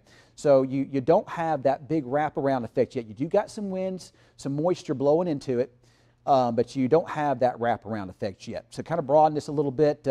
Hail in Archer City, lightning, thunder, heavy rain over this way, broaden a little bit more. You know, to me, this storm just has a real weird look to it. You still got that flying eagle, but you don't have a significant hook on it yet. This storm back here in Baylor County, to me, is starting to look a little bit more interesting. So in order for this storm here to remain what we call surface-based, and that means the basis remaining lower in the sky that can ingest that real humid air at the Earth's surface, the winds have to remain out of the south or southeast. But as this storm pulls up into here, this means up there towards Lake Kickapoo, I think that the air might have been cooled maybe to the south of this, maybe. So it could ingest perhaps some rain-cooled air, but there's a chance that it may not. So let's go back over to Cameron in the storm tracker. Cameron, it looks like on the left side there, I do see rotation. It's weak, but there's some rotation near Archer City. Is that a little wall cloud there on the left side? That might be a wall cloud. I'm looking at that right now, Ken, and I was listening to you talk about that rain-cooled air. And where this is passing over, you do have the winds that are coming out of the south, but the thing to note as well is that the air is starting to pull in now. It's starting to, those winds are glazing over some of that rain-cooled air right now, so it could be pulling in some more unfavorable air. But again, dew point has gone up another degree. So now we're at a 79-degree dew point. Temperature also went up a degree as well, so we're at 84 degrees here right now. And surface winds also aren't terribly strong at the moment. Looks like they're gusting still up to about 15 miles per hour, but our most impressive surface winds earlier today were in Olney. So, you know, we're about 5 miles south of Archer City right now. And again, still on Highway 79 watching this thing because I don't want to get too extremely close because if this does try to become a right mover, you know, truthfully, I wouldn't have any east options until Archer City. So I'm staying just on the underside of this on Highway 79. So we're watching it, and again, the hazy conditions aren't making this any easier right now. But you know, the big thing right now to report on is that this is maybe potentially starting to pull in some of that rain-cooled air because the roads here, they're pretty wet as well as the surface as well. So it could make things a little more difficult on the storm, but it does, the air itself though, being outside, the air itself does still feel pretty ripe right now, Ken. You know, just looking, Jaden, looking at that, it just doesn't look overly organized to me. And, you know, to get a tornado, you really got to have some winds blowing at the Earth's surface, and it just don't look like much wind blowing out there at all. You know, and that's telling me that there's just not a lot of shear at the low levels of the atmosphere. So that's good news. That's probably keeping these storms from producing, and that certainly is very, very welcome news at this time. So let's go back over to the radar. So this is what we got going on. I think, Jaden, that line you see, it's hard to say, you know, you and I were discussing, is that the dry line? Well, I don't think so because I think that is a cold pool. So what happens is these storms, they all clustered up and they generated a rain-cool boundary, and I think that's what you see here. So you're probably looking at some stable air, stable cooler air over into this area here. This is still plenty warm, plenty humid, pretty tornado ripe environment over into this area here. Now, once these storms zip on through here, once these storms I'm talking about, I believe that will, I think this is going to be our main severe, I think this is our main severe threat here. I don't see a way for storms to redevelop back to the west without rain-cooled air stabilizing things. Right. You do got this one thunderstorm that tried to develop up north of Childress, but I believe that's going to get choked off by that cooler air there. And, you know, and you see some supercells developing there in northwest Oklahoma as well. But, you know, you're seeing that cold pool that could really help out that too. So it may wind up being a saving grace, all these storms down here. And, you know, the worst of it could wind up being down here in North Texas. So we just got to keep an eye on things here to see how it all develops and how it evolves. I think the most dangerous storm by far on radar is this one near Archer City. We'll see if that one back towards Seymour can try to get its act together. It's trying to. But, you know, and you could wind up seeing some of that, what's called the forward flank of this other thunderstorm back to the west. So you could see some cool air try to get shoved into the updraft of the storm out ahead of it.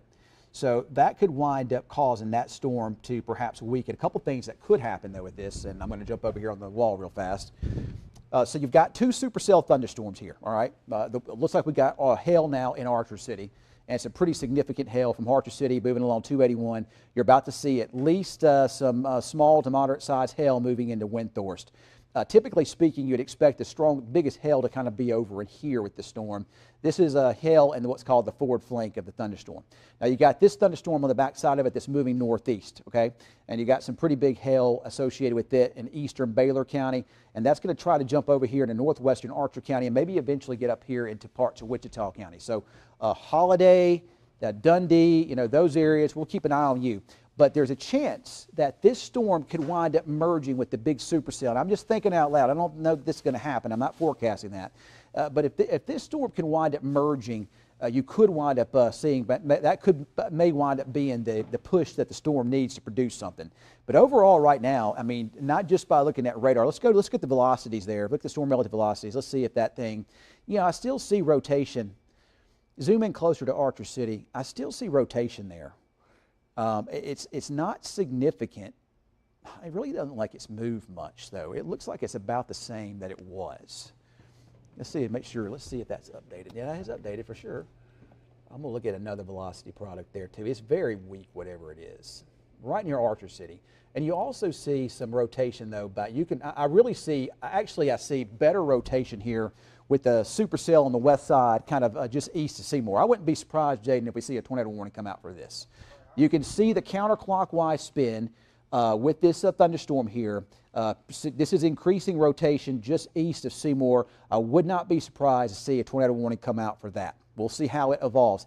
To me, that rotation on that storm is better than this one here.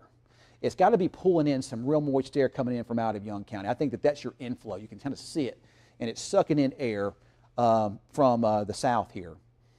So, Tornado warning probably is coming for Baylor County and will include portions of Archer. There it is right there. There's your tornado warning there. And it does come into southwestern Wichita County now, too. And it just updated. It said a new tornado will be for the western storm much closer to Seymour. So there it is. All right. So I need to communicate with Cameron here for a minute. So I want you to go over there and talk about the storm a little bit on the wall, if you could, Jay. Okay. You want reflectivity. Let's go to reflectivity there, and you can kind of tell our folks about what's going on here. Right, so we are still monitoring this tornado warning for Archer County as well as parts near Seymour, and you can see that new warning just when it's put out. And the reason is, me and Ken were just talking about this storm right here. We're talking about this cell a little bit east of Seymour along Highway 183, and you can see there's this big supercell right here into Archer City and Archer County, moving towards the northeast just a little bit along Highway 281. And although this storm is big, and this is probably the major storm right now, we're still watching this storm that's just been tornado warned because it could have a lot of inflow, it could take some energy away from this storm, and ultimately this storm can become the major problem. Or there's two scenarios here. These two storms could end up merging, and if that does, that could be a big mess for our counties towards the east of us as well. So that's what we're watching for right now, but tornado warning is under effect right now near Seymour, Archer County as well. Wichita Falls, we need to be weather aware right now. I know, we said we were talking about that dome and everything, and we saw those storms go a little bit north of us as well as south of us. We still need to go ahead and keep an eye out on that with these storms further down south right now that's just formed on the rear flank of the storm further north or towards the east of Archer City. So you can see a lot of hail reported with that as well. I was looking at the NWS chat, like I mentioned, and there is some golf ball sized hail. And Ken, it looks like they just updated it once again. Is the NWS saying anything? Let's take a look at that here. Yeah, I don't see anything new. Basically the same thing that that we've been seeing.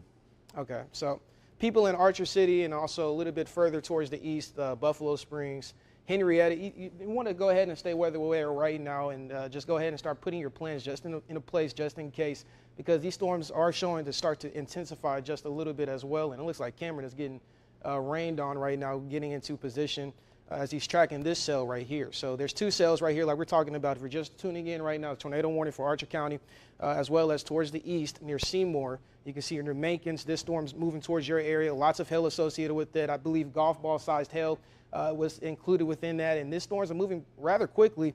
I believe I saw 50 miles per hour on the NWS chat as well. So you can see that's along Highway 277 right now. Lots of hail associated with it, heavy downpours of rain. There is rotation with it as well. You can see further back right here in this area, some rotation near Seymour. That's the reason for the tornado warning. And so we're watching that rather quickly. And these storms are intensifying. Ken, what do you think? Yeah, let's go back. I'm gonna start talking about it a little bit myself, Jaden. So quickly, let's go back to Cameron. Cameron, you're still on that storm. You're near Archer City right now. You're in pretty good position to keep an eye on both of those storms. In your opinion, I think we may wind up getting a bit of a left split on the tornado warning there to your west. In your opinion, which storm has the better chance at producing a tornado? The one in Baylor County or the one that you're on there in Archer County? It is a really tough call because you're almost starting to see these two storms. They're starting to see some interaction between the two of them.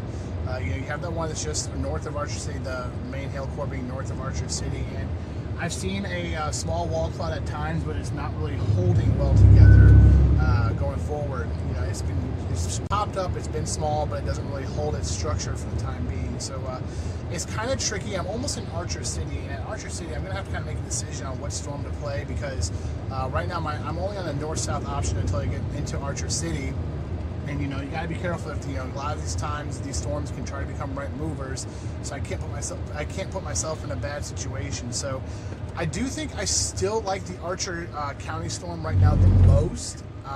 That's what I'm going to play as now. I'm watching radars. It really is just a big mess on the radar.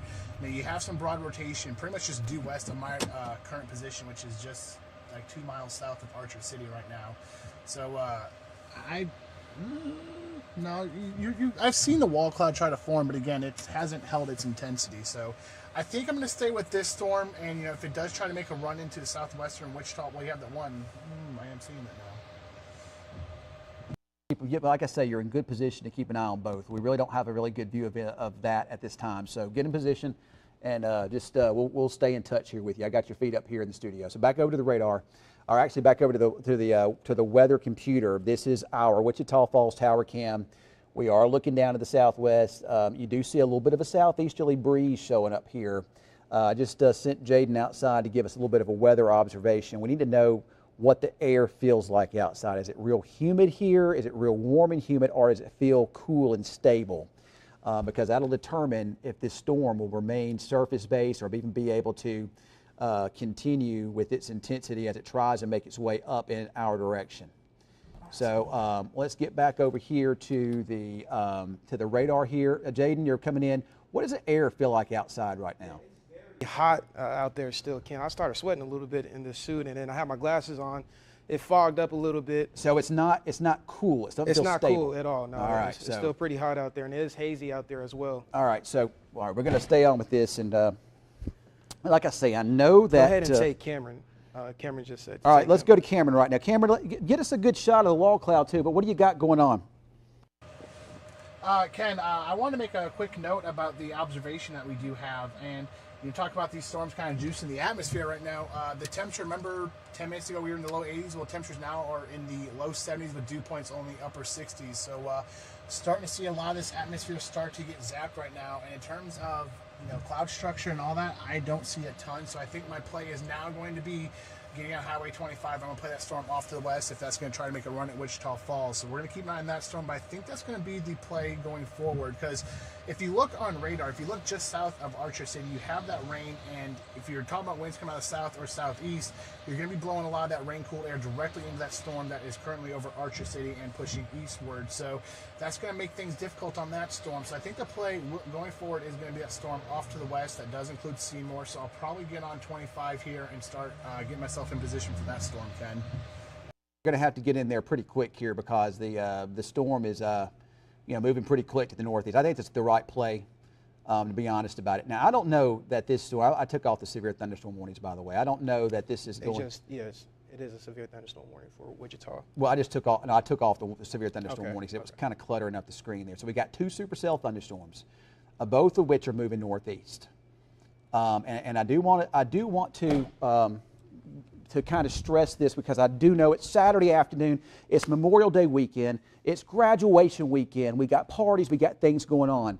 And folks, we got tornado warnings out in Archer, Baylor, and now southwest Wichita County. This is 277, there is Dundee. This is Wichita Falls, Holiday is right there. Lakeside City is here.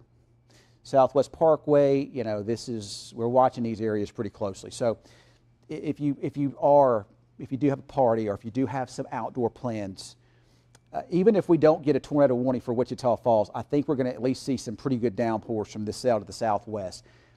Maybe even some hail, maybe some strong wind gusts. Now, this storm north of Archer City is producing a lot of hail here now, and that's about to cross the highway over here towards Scotland and move right up over Lake Arrowhead, and then that hail perhaps could move pretty close to Jolly, Dean, maybe Henrietta. This lead supercell does not have a lot of rotation on it. And just kind of talking with Cameron, I believe that somewhere along the way this is ingesting some rain-cooled air, which is definitely a saving grace. I don't really know how this storm back to the west is able to continue to ingest that real warm, humid air into it. I really don't. It's got to be pulling some air in from down here. But once it gets up to the north, I just believe that it's going to be pulling some of this rain-cooled air down here to the south in, and that causes the low-level spin to poof, go away, and it becomes a little more elevated. I don't know that that's going to happen, but it certainly is possible. And it's also possible that this could wind up teaming up and becoming one big supercell, but that hasn't happened yet. You could wind up seeing that here pretty soon. Matter of fact, you kind of see it right there on the back side there some. Put on storm relative velocities, Jaden. You still see decent rotation back here on this storm. It's pretty broad, but you still see decent rotation there. Kind of northeast of Seymour and south of McGargle and just southwest of Dundee. There's an updated tornado warning. This is about to cross here 277 and kind of head up towards Dundee.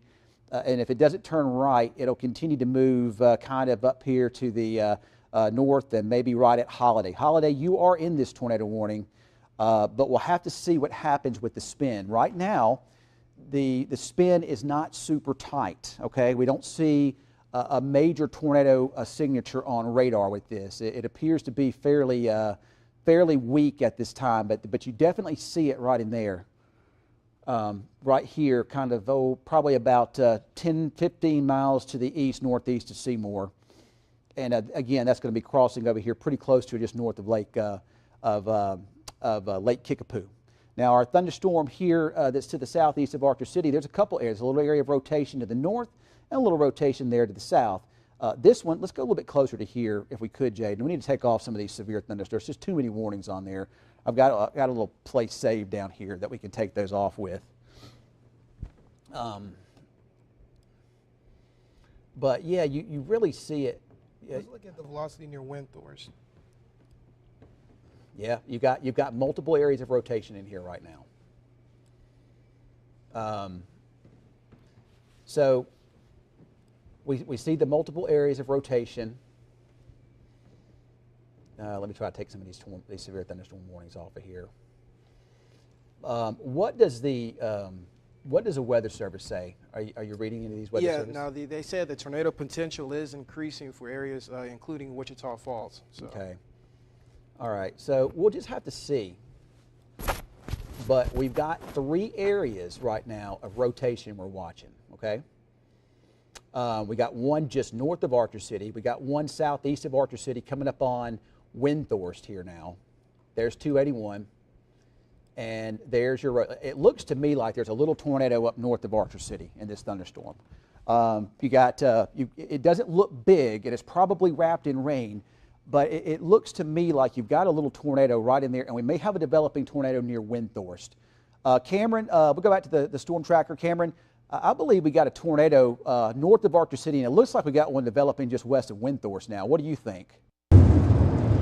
Yeah, Ken, it just really put me in a pickle for my chase now because that velocity came in really hot, really fast. So, you know, I did take that west turn out of Archer City to play that storm that could be pushing for Wichita Falls.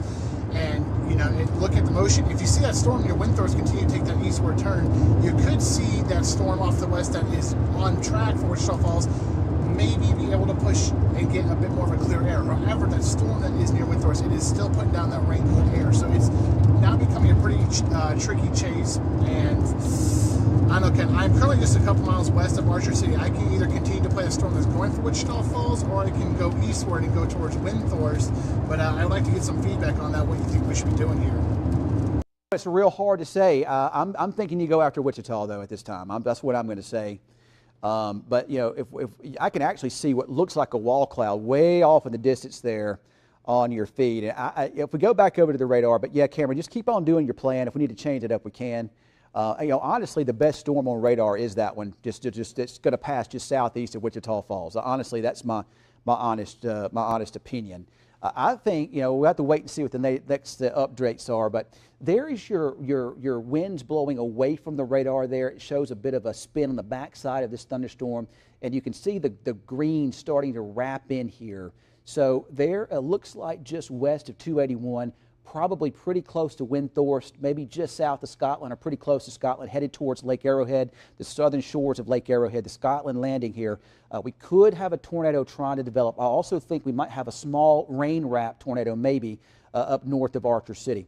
Jaden, just kind of pan up and let's look over here to the west and let's see what the storm looks like back in this direction. You still see rotation here on the radar right along the Archer and Baylor County line. You kind of see it down in this area here. It's pretty broad, nothing that looks intense to me at this time. But if this continues, play that for just a second. Let's see the motion of it. If this continues, if you look at it and continues to wrap up, this comes right up 277 and heads right at Holiday. So time frame that it would be in Holiday. Jaden, what's the Weather Service say about the speed of this storm here? Let's see here. That is in Wichita.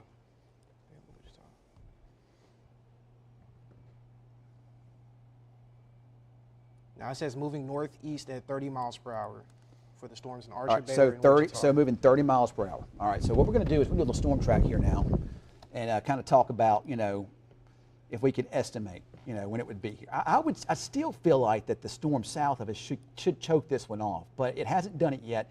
You don't see significant rotation on it. I'm not overly concerned about it right now. I'm actually more concerned about the storm down towards Windthorst than I am this one, but it's a close call, and all it just takes is just for a little spin, then all of a sudden it, you know, you're in trouble there. So if we take a look here at the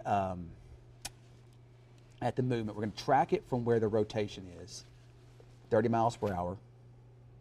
Actually, I'm going to do it a little bit faster. Just kind of these times might be a little bit soon, but I'd rather give you a little bit of a sooner warning than I had a later warning. So it looks like, Jaden, to me, that if the storm can hold together and the rotation remains fairly weak in it, it would be into our passing pretty much kind of near Mankins, you know, maybe about 10, 15 minutes from now, probably south of Mankins, I would think. Holiday about, let's say between about 5:35 and 5:45 time frame. Time right now is about 5, so maybe about 20 to 30 minutes before that little weak rotation we get into Holiday. Lakeside City would be right around 5:56, and Wichita Falls itself would be there right around that same time there. Downtown would be a little bit after 6. That's if the rotation can hold together. I don't know that it will, but you know, I know we got people that are probably glued to the TV channel at this time here. I still am more concerned right now about the storms. I mean, if you even look at the reflectivity structure, you don't have a big hook echo. A matter of fact, the biggest hook that we see on radar is with this storm down here. I believe that is about to start producing here. Right. They said they spotted a wall cloud within that storm down there. Let's go back to Cameron. Cameron, how far? I think that the storm, the more significant storm personally, is that one that's moving through Windthorst. Where are you at right now? I'm on 25 north, and I'm looking at my GPS from that storm, that rotation. I'm about 15 miles east of that center of rotation. However, the challenge could be, I mean, I guess by the time I get there, it would be crossing the road. But I could go east, but I guess our network out there isn't that bad. So I could turn around and get on that storm if you want. It'd take me about probably 20 minutes to get to that storm. But if you think that's going to be the more significant storm, we'll make that turn and get on it. That one. That's the one we need to be on. I'm certainly not dropping the ball on our Wichita storm, but I just think that the storm on the backside of that is causing that other storm to finally spin up. I think it's about to start producing here pretty soon. So go get on that storm. Jaden, if we continue, here's our tornado warning. Let's just kind of expand this We've also got another a supercell up here just north of Burt Burnett. Eric Fox told me he had a wall cloud with that a short while ago. If we take a look at the velocities, I see rotation now in the southern parts of Clay County trying to increase, in southern parts of Cotton County trying to increase. This is just east of Duval, or maybe really close to Randolette and Duval. I think it's just east of the casino. Yeah, there it is, very close to Randolette. Little rotation showing up, and I wouldn't be surprised if the Weather Service goes tornado warning for that here pretty soon. What do you think, Jaden? I would suggest that. Yes, I think that's what's going to wind up happening there. This storm is now northeast of Burt Burnett, and you can see the hook developing on it, and it's kind of out in some cleaner air. So I think it's got a good chance that that's going to perhaps maybe produce a tornado up there. So if you are living in these areas here across Oklahoma, I'm talking about areas from Duncan to Waurika, keep a watchful eye to your west. Keep in mind, these storms are moving a bit erratically. They have a tendency to move right. This storm has finally got its act together. Significant tornado parameters over here are running into the 6s and 7s, which is a pretty significant number, pretty high. And what that means is it's indicating an atmosphere that's favorable for storms to not only rotate, but also produce tornadoes. And the higher that number, the more spin and energy it has to work with, the higher the potential is for it to produce a tornado. So I wouldn't be surprised to see warnings come out for this storm here pretty soon. Right now it's hail, rotation near Randolette, but from there it moves across the southern side of Cotton County, then into Stevens and Jefferson County. So Waurika, keep an eye to your west, especially if this storm starts moving more due east. Duncan, keep an eye to your southwest. Right now I think it's passing south. The tornado or the rotation would pass south of Duncan, but I wouldn't be surprised if this becomes tornado warning here pretty soon. Jaden, let's lift out. Let's go back down to the south again with our tornado warning storms down here to the south. And is the Weather Service saying anything new about these storms? So the storms near Holiday, they have intensified a little bit. So they're now starting to move a little bit quicker at 50 miles per hour. Yeah. Have producing ping pong ball-sized hail, as well as 60 mile per hour wind gusts within that storm near Holiday. So people in Holiday and also a little bit further up north here in Wichita Falls, definitely stay weather aware with this storm moving in rather quickly. If you're outside, go ahead and start to go inside. Like we mentioned, we knew that we had a lot of parties and a lot of activities going on for graduation today. So you need to go ahead and, stay inside right now and be prepared to go ahead and take shelter just in case anything changes. Nothing confirmed on the ground right now, but overall it is a tornado warning. All right, so put back. Okay, so Reed Timmer is just showed something in Windthorst of debris from that tornado. All right, so we have, I believe that this is now going to be a confirmed tornado on the ground there near Windthorst here. So let's go down here and, Yep. Yeah, tornadoes That's down confirmed. in Windthorst observed. So we do have, this is from media outside of the Fort Worth area. We have a tornado on the ground now in Windthorst. So if you're in Windthorst, we have a tornado on the ground. This is going to move on the south side of Lake Arrowhead. Lake Arrowhead, Scotland, you're getting big hail right now, but we have a confirmed tornado now on the ground there. You can see the velocity scans and how they've really come up. There's your new tornado warning. I would imagine you'd probably see observed tornado warning come out for this here pretty soon, Jaden. So if we take a look, I wonder if we can see debris on this anywhere here. There's the debris, and I know that this is a dual pole feature. And this can be real confusing. There it is. Your pink represents confirmed tornado on the ground. I don't really see a debris ball there yet, but one could pop up there at any time. So we've been talking about this. We thought that storm was going to produce, and it did. Yeah, and Cameron is 10 minutes from Windthorst, so he's on that storm. Yeah, I hate that I took him off of that. And it looks like, indeed, the storm up northwest of that prompted the tornado warning has weakened, and I no longer see a circulation on that storm. It looks like severe thunderstorm warning now for Wichita Falls, and not a tornado warning. I'll watch it and see if it spins back up. But right now it looks like that storm is going to be a hail and heavy rain producer over the city. And if we kind of stop and look at it at this hour here, we do have some hail on the southwest side of Wichita Falls. This is just northwest of Lakeside City. And the hail, which is pretty big, probably at least ping pong size there, moving right along Seymour Highway, going to move across the northwest sides of Wichita Falls there.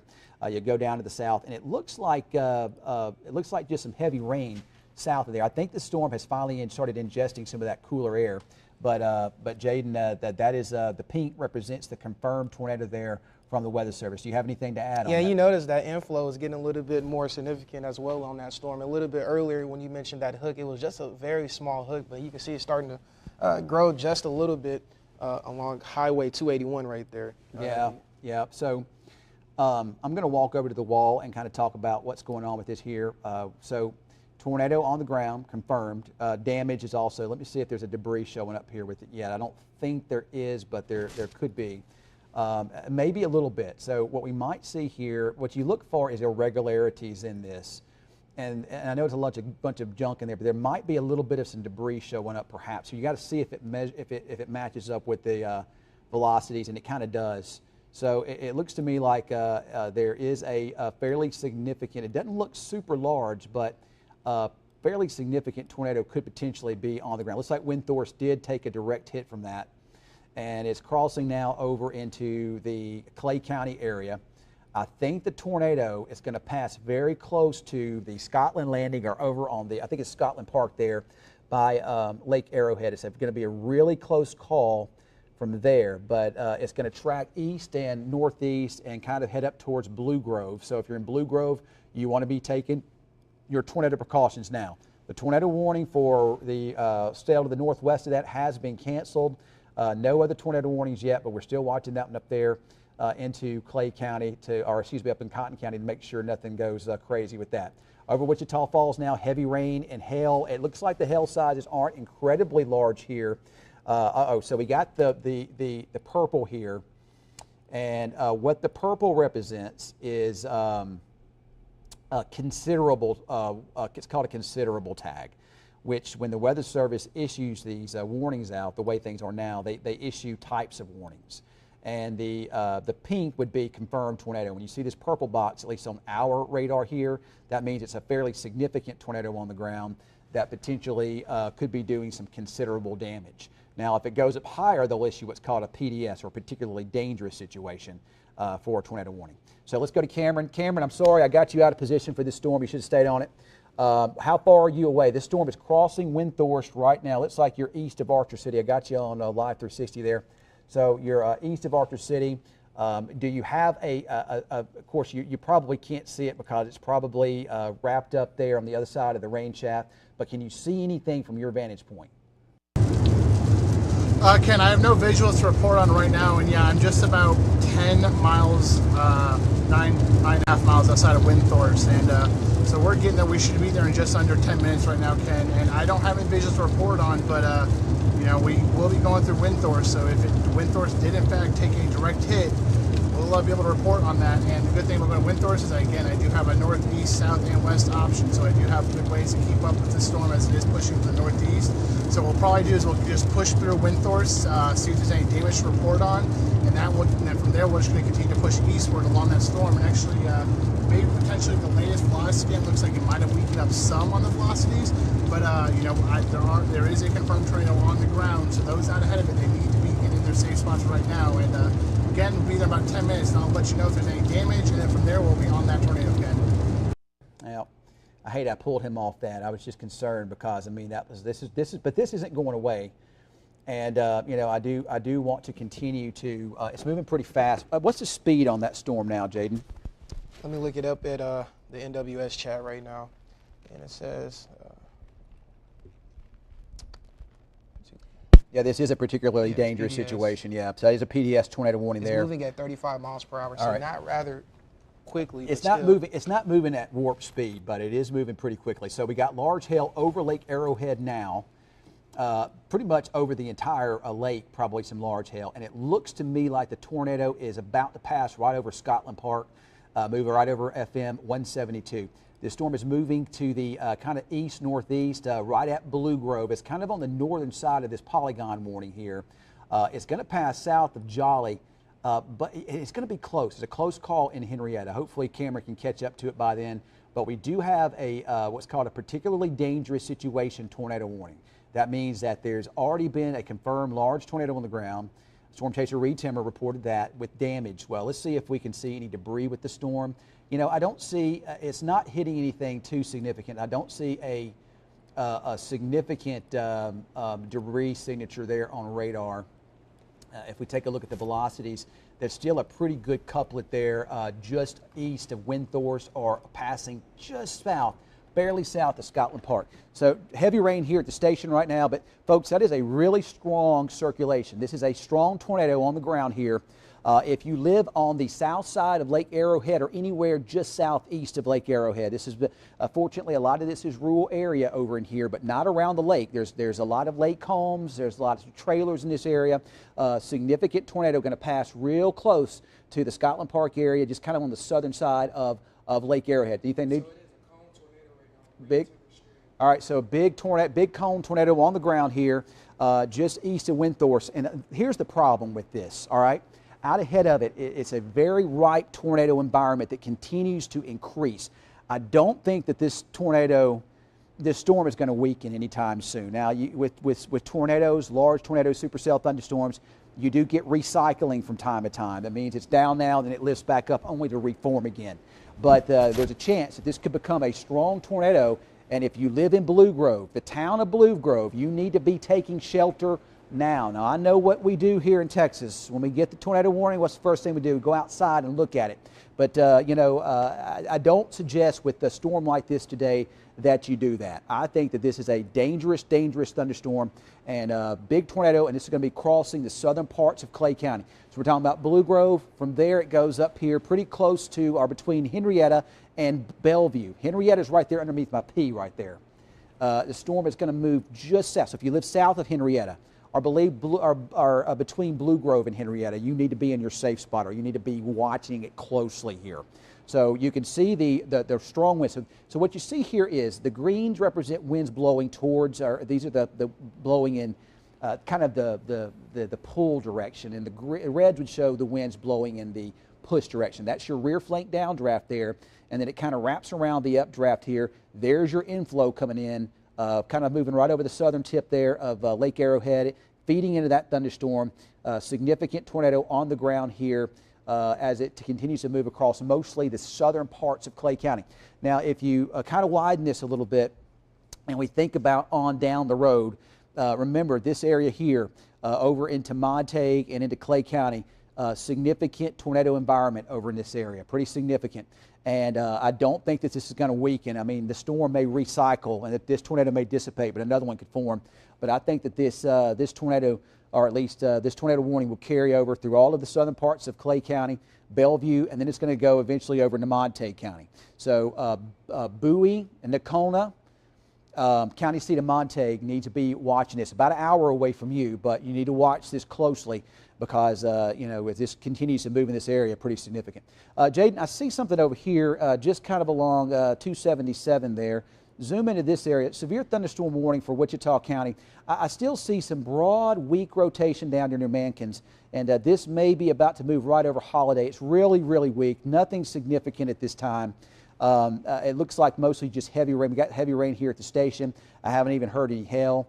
I think we're going to be okay. I don't think the tornado threat very high here in Wichita Falls at this hour. But down to the southeast. Matter of fact, this may wind up being the storm of the day. Let's go back down there, Jaden, if we could, back down into this area here. And that is a significant circulation in this area here. It's now northeast of Windthorst. Windthorst, the tornado threat is over with for you. We do report damage, and Jaden, you might want to tell the newsroom there's been some damage possibly down in the Windthorst area. So if you look, you've got this strong, strong wind blowing into the storm. You've got the rear flank downdraft, and the rear flank downdraft is just the upper level winds on the back side of the storm. It's actually kind of in the mid levels of the storm. You got the updraft that's spinning, and it causes the winds to drop down on the back side, and it causes it to spin around. This is a fairly significant tornado. Cameron, where are you right now? Can you see anything from your vantage point? A big hook echo. This is going across southern Clay County. How close? You got to go east of. Going to have to go well east of Windthorst. Storm moving about 35 to 40 miles per hour at this time. Where are you at right now? All right, Ken, we are 1.5 miles outside of downtown Windthorst. I do see some emergency sirens out ahead of me right now. I don't know if there's going to be any damage. We're going to take a look as we pass through, but we're going to keep going on, going eastward. We should be under this thing, probably not under it, but maybe moving in parallel with it in about the next 10 minutes or so. So we're almost on the storm, and I'll be able to get to you on that. In terms of what I'm seeing right now, not a ton to be seen visually. I'm on the backside of the storm, so I'm having to look through a lot of rain right now, and it's hard to see through all that rain around. So again, we're just 1 mile outside of Windthorst. I don't see anything now, but again, we're just 1 mile outside of Windthorst. So check back with me in like 2 or 3 minutes, or I will buzz Jay and let you know if we need to talk about some damage in Windthorst. So I'll keep you updated, Ken. Yeah. All right, so I want to go over to Jaden. Jaden's going to be over on the monitors there. Let's go off the radar here, and Jaden's going to talk about what what's being reported from this storm down in Windthorst. Yeah, I appreciate that, Ken. So, yeah, we saw that tornado still on the ground right now finally east of Windthorst. But as it went across Windthorst, there has been some damage reported. We saw that large bowl multi-vortex tornado that was on the ground in Windthorst and went straight through the city. So there is a little bit of damage reported there in Windthorst. You can see Archer emergency management reporting tornado on the ground. So the emergency management is out there as well, and they're going over across the area to see anything else that has been damaged. So we're tracking these damage reports right now for Windthorst, but this tornado is still on the ground right now, as you can see, heading towards Deer Creek. So overall, we're going to be tracking that. Back to you, Ken. All right, yeah, and a lot of streamers have it out there, and it's a multi-vortex tornado, and it's about to move. It's moving right over Deer Creek. So if you're in the Deer Creek community, large cone tornado, multi-vortex tornado in your area, velocity signatures are pretty strong. This indicates that this is probably, you know, a fairly strong tornado, pretty large too. About to move right over, I believe, the Wichita River there, and going to head towards Blue Grove. So Deer Creek community, Blue Grove community, tornado is in your area. This is not a radar. This is not a radar observed tornado. This is a confirmed tornado from chasers and spotters in the field there into the the Clay County area. So you can see this moving in this general direction towards Blue Grove. Now, if you can really see, there's any debris on this here at this time, and it's kind of Jaden, kind of in rural areas, so it's probably not hitting a lot of. Thankfully, it's not hitting a lot of structures, so you're not going to really see a lot of debris. Look at that big hook, though. That's a big supercell moving kind of a little bit north of due east, kind of on the north side of that warning. Buffalo Springs, you're okay. There's an updated tornado warning. I don't know why they dropped the PDS tag from the Weather Service. But we continue with this tornado warning there. It does not include Henrietta, but the storm that's producing the tornado is going to pass over you. Now, in Henrietta, what you can expect is some hail. You're kind of on the north side of the thunderstorm. You're kind of underneath the updraft to expect some hail over you. Could be some large hail. Could be up to the size of tennis balls. So large hail possible there in Henrietta soon. We've seen large hail over Lake Arrowhead, tornado, Deer Creek, and into Blue Grove. We're going to stop this. I'm going to put the velocities back on, Jaden. Yeah, that's still it's still there. It hasn't changed any at all. It looks like, again, Deer Creek right over the Little Wichita River, or over the Wichita River there, and then crossing 172. If you look there on the map, that's Lake Arrowhead. And now the radar update is sometimes a little bit of a lag there. It can be a few minutes between updates here, but that's still a significant circulation. I still see the tornado on the ground. It's approaching Deer Creek now. This little community down here, Deer Creek. There's Lake Arrowhead right in this area. Scotland Park right over here, Scotland Landing over here. The tornado is about a mile south of there. Now, maybe not even a mile, maybe even half a mile south of there is where this tornado is. And it's going to continue to kind of move right over Deer Creek and right at Blue Grove communities. So these communities here, if you live in those areas, storm shelters now, you need to be in your storm shelter. If you don't have a storm shelter, the next best place to be is the center part of your house. You want to protect your noggin, so make sure you have baseball or football helmets, motorcycle helmets, any of that. You want to wear that, okay? So a bathroom's a good place to be, any of those places. You just want to be in an interior room. So, yeah, there it is right there. Stay away from windows. Lowest floor. You don't want to be upstairs. First thing that goes in a tornado is the upstairs, the roof and the upstairs. Center of home. Cover your head. And, over Lake Arrowhead in those areas, there's a few trailers out there. So if you live east of Lake Arrowhead, though, make sure you're out of those mobile homes. Again, this is going to go south. This is going to go south of Henrietta. Let's go back over to the radar, Jaden. That is a big, big supercell thunderstorm. I'm going to check back in with Cameron Cameron, what is your location right now on the storm tracker? All right, Ken. Yeah, we just cleared Windthorst, and we are on 174 pushing eastward. We're almost parallel with the rotation. Not quite yet. We still got a little bit of ways to go, but we're starting to catch up to this thing. Knocking on its doorstep right now, and I didn't go too deep into Windthorst. Obviously, I was just crossing through. And in terms of damage, I didn't see a ton. I did see some metal roofing that was ripped off of some buildings, but that was the only damage I saw. I didn't see anything significant, but that's just where I passed through. So I passed through right through Windthorst, going across on 174. So we're going to continue to push eastward, and we're almost knocking on the storm's door. So we'll keep you updated, Ken. We'll try to get in position there, Cameron. Still looks like we got something on the ground there. So just be careful, you know, as you get to getting some reports now.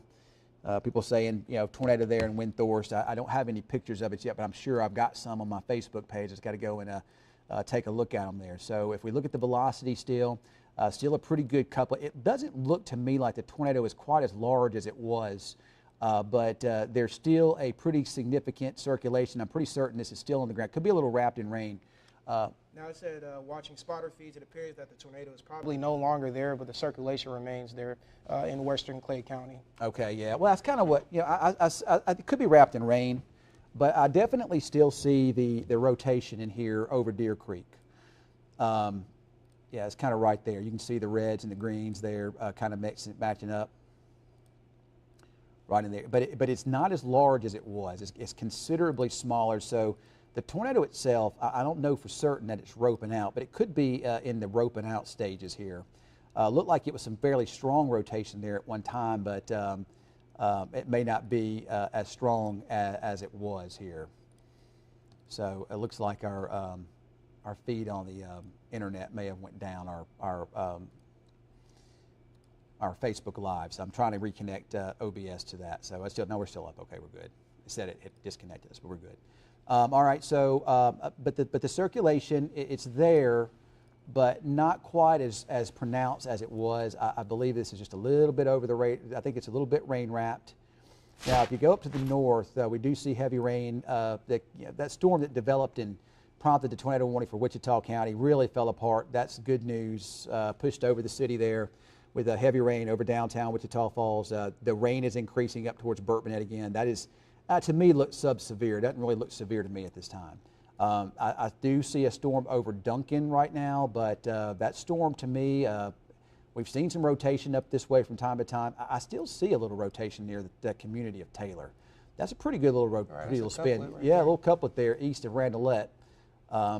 There's no warning on that at this time, but it's a pretty decent little rotation spot down that way. So north of Taylor there, north of Randolette, these storms don't look super organized. It actually looks like it's kind of trying to fall apart. There's probably a lot of interference there with storms to the south, but you know, we've got a little rotation there northwest of Taylor or just east of Randolette. Nothing major. Nothing major at this time. But there's our tornado warning down there. And again, it looks like still looks like there might be a tornado with that. It doesn't look as strong, but if this thing stays on the road, we could. Here's a picture I bet I got this from somebody here. Yep, Bill, that's a big tornado right there. Wow. Look at that. Yep. That's a huge tornado that was near Windthorst. I'm gonna try to walk over here on the screen and show you what this looked like. This was big like the one up there in Oklahoma a couple nights ago. But if you can see here on my phone, there it is. That was near Windthorst here a short time ago. Big cone tornado. You can see debris there at the bottom of it. And okay, so spotter has tornado on the ground at Deer Creek. All right, so Deer Creek spotter shows tornado on the ground. Cameron, let's go back to you again. Are you in position? You said you were parallel to it. Can you see it yet? Yeah, Ken. I'm parallel to the rotation, but you're not able to see much through all the rain. Now we're about. Let me draw it up here real quick. We're currently about 6 miles south of the rotation. This way the road network is right now is I have to stay eastward until I get to 148, then I can take a bit of a northward cut into the storm. So that's what we're going to do. We got a couple miles to go, and we can take a bit of a northward cut. But I'm only going to take that northward cut if I know I can get in a position to see the storm, because the road network, when I go north, does not give me many east options. So I have to make sure I set myself up so we can at least see this tornado. So that's what we got going on here right now. I just work on getting myself into position along this right now, and also cell service is kind of hit and miss right now. So that's the latest from the tracker, Ken.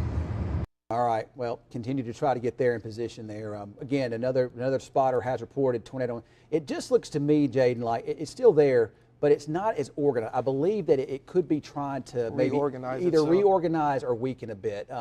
This is not uncommon, though, for supercell storms and tornadoes to do this, okay? What happens is they develop, and they'll put down a tornado, and then they'll begin to weaken a bit. And once they weaken, they kind of what we call occlude. They kind of dissipate. But when you got these supercell storms like this that are rotating in spin, once that one goes away, a new one will redevelop. And sometimes the one that redevelops after that can be really big and strong. But as you saw a few moments ago, a big cone tornado near Windthorst earlier here. But wow, that is still a pretty significant couplet down that way. I still see the tornado, but it does not appear to be quite as strong. But one thing I can say about this is it's getting on the edge of the Frederick radar site, so it may be harder to see the further it goes over into Clay County. This is kind of that no man's land over here for our radar sources. We got Frederick over here to the west, you got Fort Worth down there, and you got Norman. And they all converge in this area, but it's kind of hits the storm up high, so it's harder to see, exactly what's going on because you're hitting the storm up a little bit higher. Yeah, like Ken, this storm is moving about 30 miles per hour, yeah. So not as quick.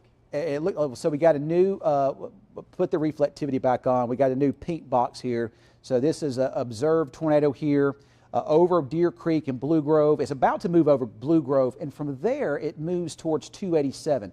So there's Bellevue, there's Henrietta. I still believe that the tornado will pass south, not by much, but it's going to pass south of Henrietta. If you think about Henrietta, you've got the big truck stop that's over this way. You've got the pecan shed that's here too, and the tornado is just barely going to miss the pecan shed there, and it's going to jump right over 287. From there, it's going to head up towards Ringgold. It should pass north of Bowie, but it's going to head up towards Ringgold and kind of over here along Highway 81. In time, this could impact Nocona. If it continues on this track, could impact Nocona. So, you can go ahead and is there anything new from the Weather Service there, Jaden?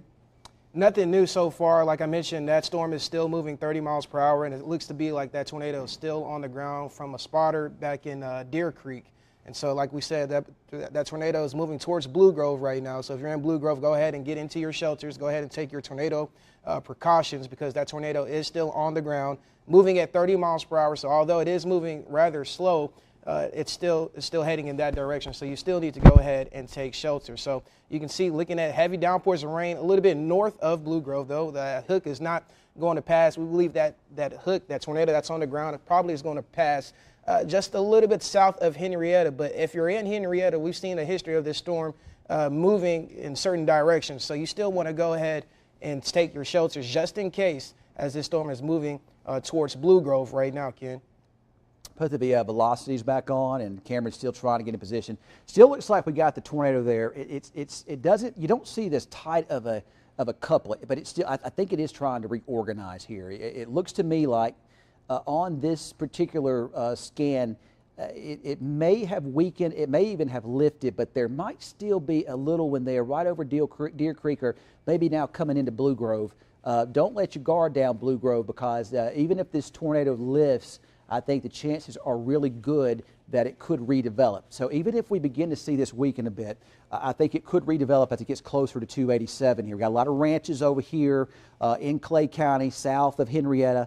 And once again, if we put the reflectivity on, we'll talk about what's going on in Henrietta now. So Henrietta, if you put that in motion, Jolly, you got some downpours now. Henrietta, it looks like there's some heavy rain over you, but the hail itself has perhaps maybe shifted a little bit south. I still think that some of this hail could brush the east sides of Henrietta, moving right over 287. There's mostly small hail headed towards 287. The larger hail is just north of the spinning updraft. Looks like the spinning updraft is about to move right over Blue Grove. Rotation, and remember now, this has got a history of producing a tornado, and when you look at the environment out ahead of it, it's very favorable for it to continue to produce tornado. Matter of fact, if anything, it could be getting even more significant in terms of low-level wind shear as it gets closer and closer to Montague County and eastern parts of Clay County here too. Let's kind of span this out. Let's take a look at the rest of the area. So just Weather Service just said need to keep a close eye on the storms near Duncan as well, up there into Oklahoma. All right, well, let's go up there and look into Duncan, and let's real fast take a look and see what's going on there. I'll put the velocities on here. Let's see if there's anything going on. I don't. You know, this is a long way away from the radar site, but you do see, put storm relative velocity on here. I do think that there's a little bit of broad rotation over Duncan at this time. I don't see gate-to-gate shear. That means you don't have a real tight couplet, but you can see some spin starting to organize in this. And if this can continue, this may go on to be a tornado producer over here when it gets closer to I-35. So, you know, a couple of weeks ago, we had the tornado outbreak over close to Ardmore. Those areas, they could be impacted again by this a little bit later on here this evening. Let's widen this. Let's go back to reflectivity. I want to talk about areas that are no longer under the threat for severe weather. What's a messy radar image there. You know, you still see some showers trying to pop back up to the west. So they just canceled that severe thunderstorm yeah, warning here in Wichita. This activity here looks pretty disordered. I think the big supercell down to the south is gobbling up all the energy. So a lot of that activity up here is going to weaken. Okay, so I believe I can't totally take us out of the severe threat. There's some more showers that may try to develop back off to the west, but I believe we've stabilized here some. All right, let's go to Cameron to Comanche Nation Entertainment First Alert Storm Tracker. Cameron, looks like you finally got it in position. We can't really see much from that vantage point, but it looks like you finally got it into position, right?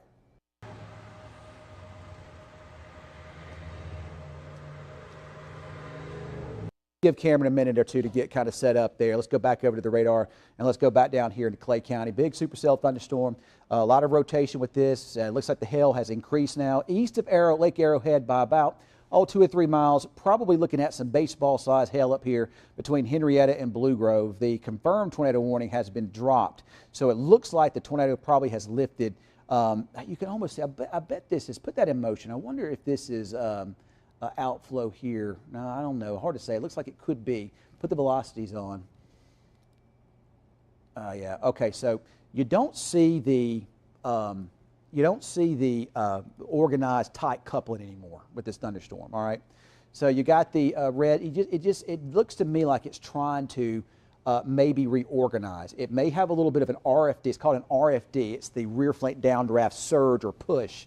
Maybe trying to push out a bit here. We'll have to wait and see if that wraps on back around or if it produces rain-cooled air and kills the thunderstorm. I don't think that will happen, but let's just kind of keep an eye on it.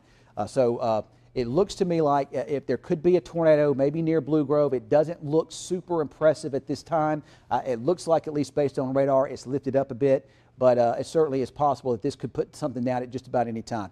Do we have Cameron now? Looks like Cameron's trying to reposition himself again. Yep, Ken, I am on 148 north now. I'm finally making a northward approach. So this road network will bring me right into 287. This road does go right into Henrietta. But what I'm doing is I'm getting myself just south of where the rotation would cross over this road network, which it looks like it'll be crossing here potentially very soon. So I'm a few miles south of where I need to be, but we're trying to get there. So hopefully we can get ourselves in a position to see this thing. If it is a tornado on the ground, I don't know what the latest is on that. So, cell service has been hit or miss, so I haven't been able to listen as much as I'd like, but yeah, we're really pushing this thing. Actually, we're starting to see some breaks in the clouds now. Not enough for me to give you any type of accurate report this time, but we're getting close, Ken. All right, let's go back over to the radar here, and I've got some video. This is from Matt Mahler. This is from the tornado in Windthor, so I'm going to come over here and try to play it. But if you look here, I don't know if you can see it or not. I hope the glare, but there's the tornado, big cone tornado. That was near Windthorst about 30 minutes or so ago.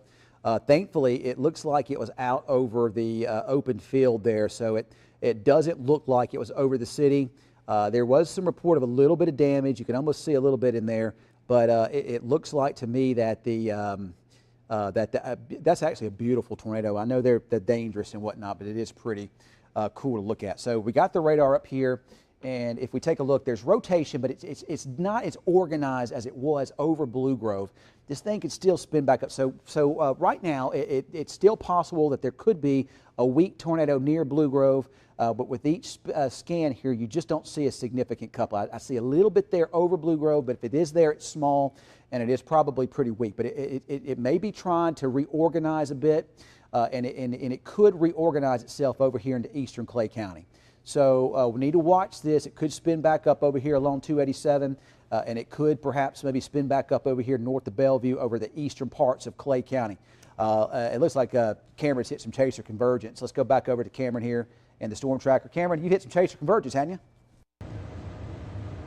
Yeah, Ken, plenty of storm chasers out here. They're all packed out here. But I'm about to pull over to the side here, and yep, we do have a pretty big and large wall cloud right now. Do not see a tornado, but we got the wall cloud right here. I'm about to pop over here and let everyone at home see that right now. But so we're gonna pull over right now, and it is a pretty gnarly looking wall cloud. Just give me 1 second here, Ken. If you want to pull me back up in 30 seconds, we'll have that wall cloud on your screen.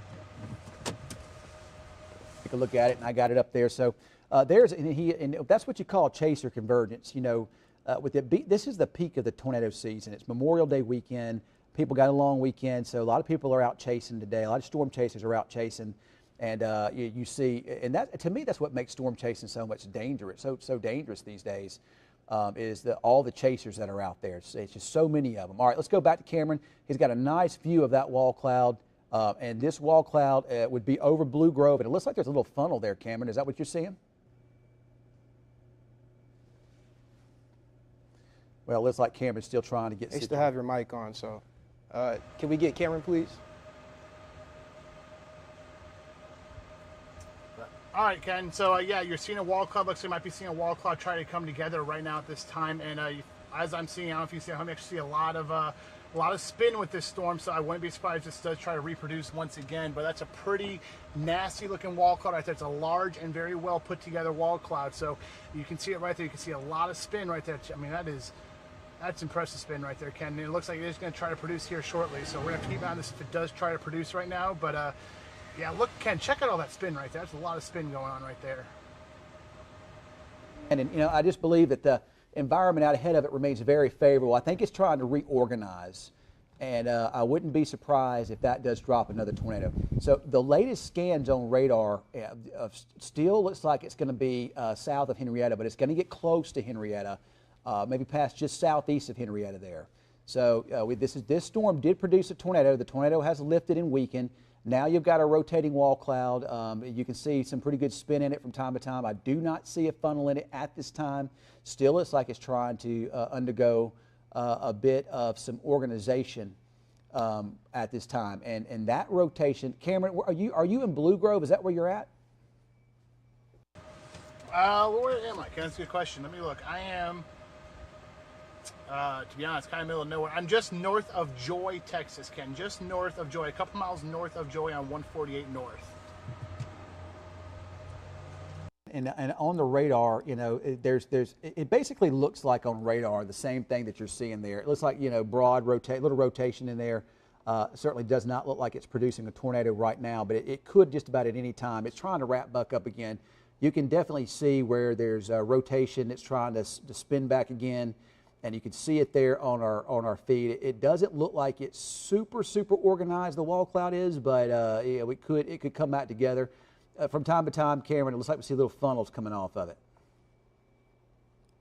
Yeah, it's trying to produce multiple funnels, but you know, just in the past minute or two, the base of it has gone up into the higher levels right now, so it's not as low as it was, you know, about a minute or two ago. You still got the wall cloud roughly right within there, but it's not as impressive as it was. It looks like the wall cloud has lifted some. Still a very small wall cloud on it, but like you said, it's probably in a structuring process right now where it's trying to get its act together and maybe try to produce a tornado. But the wall cloud, you can see it again, it's trying to go through that process once again. So right now the wall cloud intensity has dropped off. That's the big thing right now, is that the wall cloud is not as impressive as it was. That base of the wall cloud has gone higher, not elevated, but higher up in the atmosphere. You might be able to maybe see something trying to produce right there, Ken. Maybe not. It's going right back up. It's kind of what's been doing the past couple minutes. It looked really good a minute or two ago, but now it's higher up now. So we'll watch it, Ken, see if it wants to try to produce. Back over to the radar here, and we continue with the tornado warning for Clay County. And the warning, you can see you don't have the big hook echo on the storm like you did have before. You know, I don't see a real strong RFD push on it anymore. You don't see a big hook. So it's kind of interesting to see what's going on. You know, you really just don't see, I don't see any significant signs that this thing's about to reorganize and produce. And Cameron wants to say one more thing as well. So Cameron, right. what you got? Yes, again, I'm on, goodness, 148 north, just a couple miles north of Joy. And Ken, something I want to point out too is this air, it's pretty nasty out here. Really, really humid, very soupy. And looking at our weather observations right now, might have a funnel cloud trying to come down right there, Ken. Based off of weather observations, those temperatures, it's 82 degrees. That dew point at 79.5 degrees, so almost an 80-degree dew point. So those cloud bases are going to be very, very low. So dynamically, it's very well put, and you might be seeing a tornado trying to come down right now out of this thing, Ken. It's trying to come against a pretty gnarly looking funnel cloud. Not super big, but it's trying, Ken. The camera up just a little bit there, and this would be over Blue Grove there in Clay County, south of Henrietta. It's real hazy, but you do got what looks like a funnel. Maybe it may try to be a tornado, but camera, back the camera up just a little bit. It's so hazy, you're zoomed in, and it's hard to tell what we got there. That's a pretty good view there. Yeah, it looked like it tried to produce again. You can definitely see the funnel there in the background, but it looks like it's pretty high up. But, you know, it could produce again at any time. It looks like we're starting to finally see another hook develop on the storm. You know, so we'll have to see if the rotation can pick back up. Looks like a new area of rotation is developing just south of Henrietta actually now. So, you know, if you're in Henrietta, we were talking about this staying south of Henrietta, but it's very close. It's going to move real close to Henrietta. Let's double box Cameron in the radar here. And, you know, I still believe we got a lot of reorganization happening with this storm. But new tornado warning now issued does include Henrietta. So, Cameron, we got tornado warning for Henrietta now. Yeah, hopefully you can keep up with it. But there's your new rotation there just south of Henrietta. So if you look, you think about it, right in this area, you got that big truck stop with the stake escape right off of 287, and you got the pecan shed right in that area too, and you got this rotation. Now, it looks like if you're on the west side of Henrietta, you might be okay, but along the east side and just east of Henrietta, 287 there, and right along Highway 82, a new bit of a circulation. It looks pretty small, but it could be something that's trying to develop pretty rapidly. It looks like maybe a small spin up. And we saw that a minute ago on the tower cam, on the chaser cam there. I believe that's what that is there.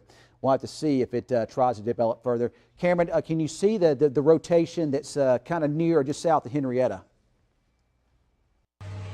Oh yeah, Ken. So right now, like I said, it's due south of Henrietta. We are looking about 6 miles south of that rotation. So we're about to get back in this tracker and start moving again to keep up with it, Ken. We're going to push northward, and we eventually probably will collide into Highway 82. So we're going to keep up with it, Ken. To produce again, Cameron. So back there to radar. Let's go straight exclusively to radar, and if we see anything ominous there on the feed there, we'll go back to it. So on the radar itself at this hour, let's stop this from moving here, Jaden. So this was the original tornado that's over at the eastern side of Blue Grove, and this looks like a little smaller tornado that's developed now north of Blue Grove. You know, sometimes when you get these big, strong supercells like this, they can produce multiple tornadoes. It looks almost like this is a kind of low precipitation kind of supercell here, and it's kind of moving erratically. And it looks like now the storm is moving a little bit more. What's happening is it's reorganizing. You're getting a new spin on it. So you're seeing the storm trying to move a little bit more north now. It could stall a little bit before it finally moves back to the northeast. So Henrietta, especially on the east side of town, you need to be in your safe spot. I know you go outside and you want to see this thing, but at least in Henrietta, you won't be able to see it because you're looking through the rain shaft. You got to be on this side, on the other side of the rain shaft to see it. So you probably won't see it because you're over Henrietta, you're going to get the downpours, heavy rain, and then you might get a tornado that might move over town. So if you're in Henrietta, there's a small circulation down this way. Jaden, do you see anything confirmed? Yeah, so there has been a confirmed wall cloud by a spotter there that's along Highway 148 south of Henrietta. So that same rotation that we're seeing, it is you know, recycling as well as down there near Blue Grove, but it has already been confirmed for a spotter for a wall cloud south of Henrietta. So that's that same spot that we're talking about currently. Yeah, and we can see that on Cameron's feed, but it looks like he may need to try to get in position, and we don't have a real good look at it at this time. But we needed some new updates here on the radar, so we'll know what's going on. The overall structure on the reflectivity isn't super impressive yet, but I think it's trying to reorganize. Jaden, you got something else? Yeah, Ken, so that tornado that we saw touch down in Windthorst, I know you were trying to show it earlier on your phone. We actually got that footage up as well, so we can go ahead and pull that up. All right, pull it up real fast. This is from Windthorst earlier. We got this. Viewers have shown us this this video of a large cone tornado near Windthorst earlier. We did have some reports of a little damage, but it doesn't sound like anything major there at this time. So, but when we do get that up, we'll show it to you. There's your latest update. It still looks like maybe very small, weak rotation south of Henrietta. This thing has not reorganized yet. It hasn't gotten its act together again yet. Now it might once it gets over here on the other side of 287, but right now it does not look like this thing's about to produce a tornado. And it looked like that little rotation that we were seeing a little bit south of Henrietta. It looks like it's it's gone away a little bit. That's gone. So I mean, it was brief. Whatever was there was real brief. So yes, you do got the siren sounding there in Henrietta. And okay, we got the video now. All right, we certainly don't want to let our guard down there yet, but at least based upon radar velocity. Look at that. There's that tornado that was near Windthorst earlier. That is Jaden, that's a big tornado. I'm glad that thing's out over open fields there, right? I'm glad about that, too. That's a little bit the same that we saw last week, I believe, on Monday or Sunday night up into Oklahoma. That's what it looks like. And good news there, it was over rural fields as well. So that's a little bit similar to that. Yeah, we're glad to see that tornado over the open fields there. And like I say, it touched down pretty close to Windthorst, and there may have been a little damage, but it doesn't like anything too significant. It mostly stayed away from the more populated part there. But, that's not too far away from Lake Arrowhead where you see that video. All right, let's go back over to the radar. And, Jaden, I want to put the reflectivity up. This storm looks like it just doesn't, and again, it could be trying to reorganize, but it just doesn't look super put together. It just looks kind of off at this time. Now, do you think that it's hitting some cool air and that's the reason it's kind of losing its form? I don't think so. It's hard to say. It could be trying to become a little more outflow dominant. If you kind of widen it a little bit, we can look at it just a little bit better. There's a lot of, let me come over here, there's a lot of noise on the radar I need to take off. And it's very common to see, this noise. So in Henrietta, you're about to see some hail move over you. We did see some weak rotation in this earlier, but it doesn't look like the rotation is all that strong, in my opinion, as of right now. I don't think this thing is matter of fact, I know it's not producing anything right now. And I think Henrietta is going to be okay. You still see a little bit. The rotating part of the storm is moving more now north. Just real erratic storm motions today. This storm is moving more now northeast. It was moving east. Now it's moving more northeast. But if you look back west, I think the severe threat is over with for most of northwest Texas. There are some thunderstorms that have finally managed to get their act together there into western Oklahoma. We'll see if any of these storms turn to the right. I think that the storms south of there probably gobbled up a lot of the instability. We'll probably start seeing some tornado warnings come out for some of these storms up here north of Oklahoma City, I would think a little bit later on this evening.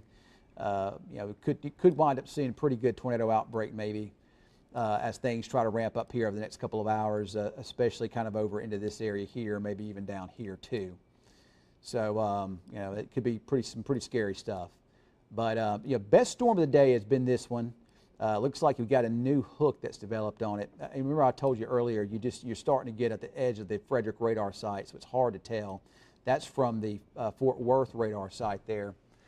So, once it gets over to Montague County, it's just really, really difficult to tell, what's really going on with that particular storm there. Look at the velocities. It still looks like the velocities have tried to perk back up a little bit.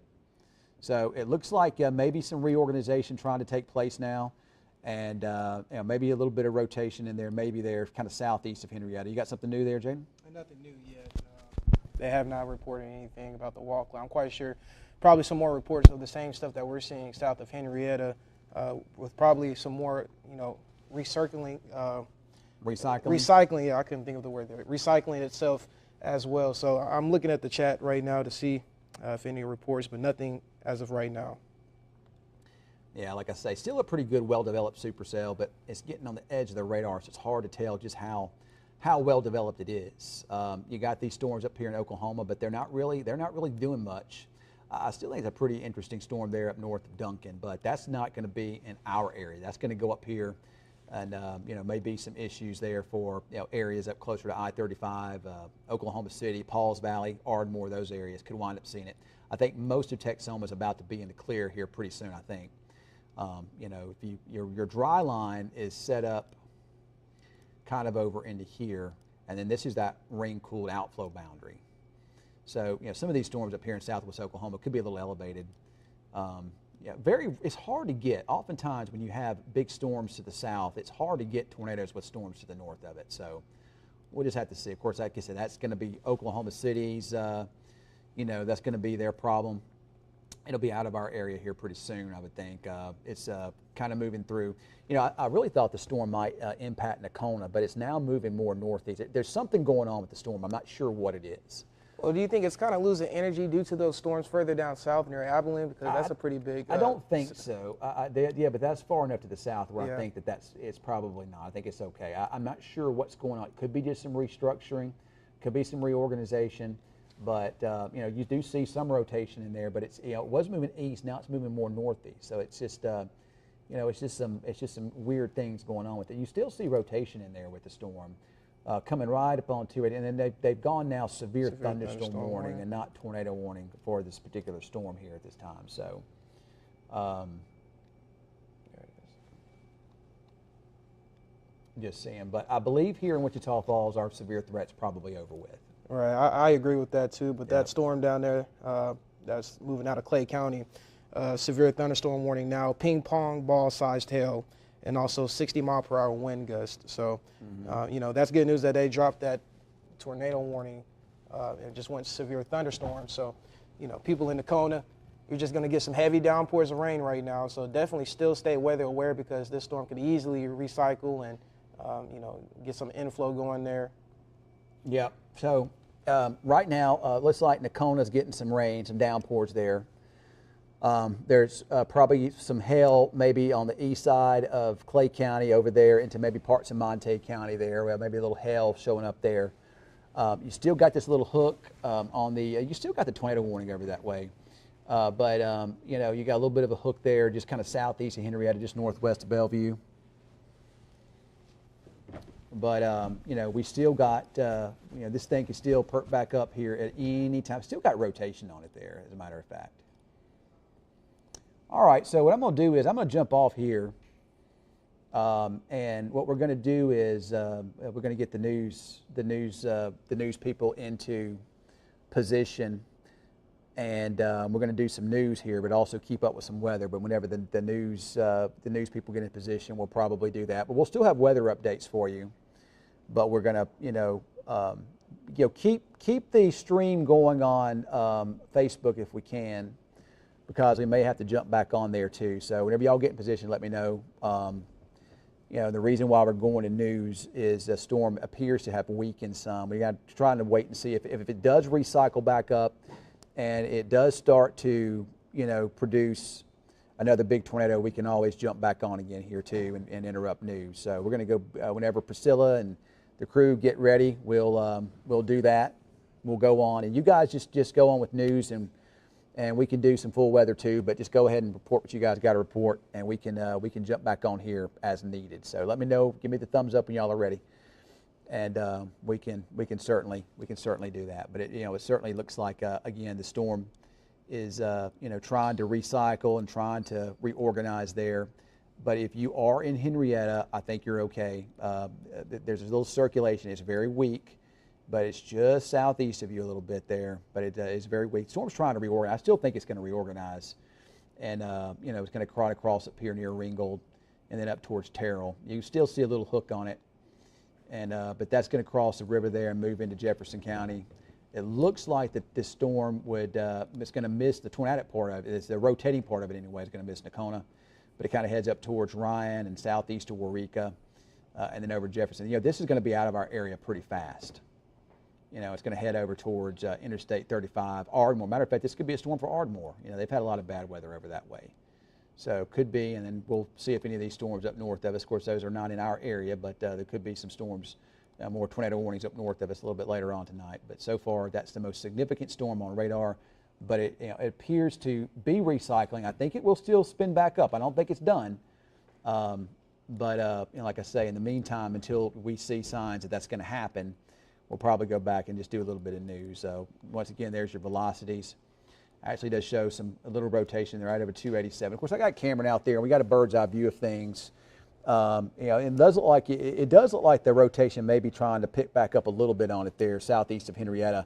And this is going to head right at Ringgold. So if you're in the Ringgold area, you need to be on the lookout and make sure this thing doesn't begin to spin back up again, because you do see a little bit of rotation there starting to show up in it again. You do see a bit of a hook echo on the radar here again. So it certainly isn't. I don't think it's done by any means. So, as a matter of fact, if you look there, the radar, the hook has gotten better. So what you're seeing on this is the rear flank downdraft is starting to develop a little bit more. That tells me the storm has reorganized, and you could wind up seeing a wall cloud with this again here pretty soon. And of course, we could see a tornado as well. So we may have to do some news, but we may have to interrupt if we have to show it and talk about what we got here, if that indeed happens. But you can see the hook, the redeveloping.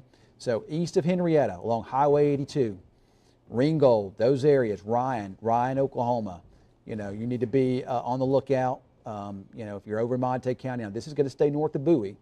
And as of right now, I think that the hook echo passes northwest of Nocona, but it is headed pretty close to Ringgold. That's a fairly populated area now, over towards Ringgold. And you are seeing the rotation pick up a little bit again, but nothing major at this time. But if we do see it begin to pick back up again, we can always jump. Actually, if you look at the radar, the rotation has picked back up a little bit again on it. So let's go throw things over to Cameron real fast. And Cameron, it looks like the rotation is getting a little bit better. Looks like the storm is finally recycled, and we could see something develop out of this here as it heads up towards Terrell and Ringgold. So what do you think about that? Yeah, Ken, I couldn't agree more. Looks like it is starting to get its act together finally. So right now we are maybe a mile or two south of Henrietta. So we're going to cross into Henrietta. From there, we're going to jump on 82 and kind of have to nudge our way forward past it. But we should be able to be just south of it as it does make its way towards Terrell and those areas as well. So that's the current plan right now. We'll be back in position to keep an eye on this thing. We try to get out ahead of it and get further north once again. But we're back in play on this storm the next couple of minutes, Ken. All right, so anyway, yeah, Cameron, he's got to get to positioning. I think this thing's could be about to produce again, maybe. So, yeah, you can definitely see the hook echo there. So if I'm up there in Terrell or Ringgold, I'd be watching this closely, and also east of Henrietta. Not by much though, not by much. Henrietta, the truck stop, all those areas, you're okay. North of Bellevue, you're okay. But if we look in here a little closer. Ringgold there, right along Highway 82 and headed towards Terrell. That's where we've got to watch. We've got hail falling out of this storm along and north of 82 there, and this is going to head up into, it may head up into Jefferson County because the storm is moving more northeast. And you can see that backside of it beginning to start to show a little bit more sign of spin there. I'm looking at the Weather Service to see if there's anything new here on the... So nothing new from the Weather Service at this time. So, but we're continuing to watch it real close here. It's not a real significant, but you actually do. You see it picking back up a little bit again. Now this is kind of how it happened the last time. I'm going to walk over to the wall. This is kind of how it happened the last time. What happened was, you started seeing the broad rotation in the storm, and then it began to pick back up. So this looks very similar to the same thing that happened the last time, okay?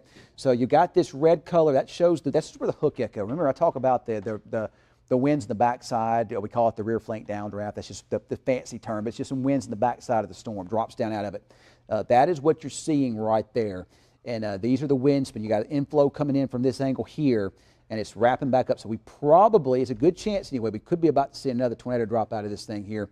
You see also what looks like some type of a spin up towards Ringgold. I don't think that this is too concerning here. Looks like severe thunderstorm warning has been issued for the northern parts of Montague County. That's because that is the heavy rain and hail side of it. Your updraft that's spinning is over here southeast of Henrietta. Henrietta, I know you still got the red box over here, but you're safe. you can get out of your tornado safe spots. You're good to go. But east of there, this thing is starting to wrap back up again here, starting to wrap back up pretty good. Just north of Bellevue, just on the other side of 287 and southeast of Henrietta, you're starting to see the rotation, the spin a little bit better in it again. And you do see a little bit of something up here kind of north of Ringgold here at this time. So let's send things over to Priscilla. We're watching this storm closely here, and let's just send things over to her right now. Live, local, now. This is News Channel 6 Weekends. Thank you, Ken. Members of the Wichita Falls community came together today to honor and remember service members who died for our freedom. Blake Hill joins us. And Blake, you say this was the first of a new annual ceremony in Wichita Falls. East Project and American Legion Post 169 spent this morning honoring those that paid the ultimate sacrifice for our country.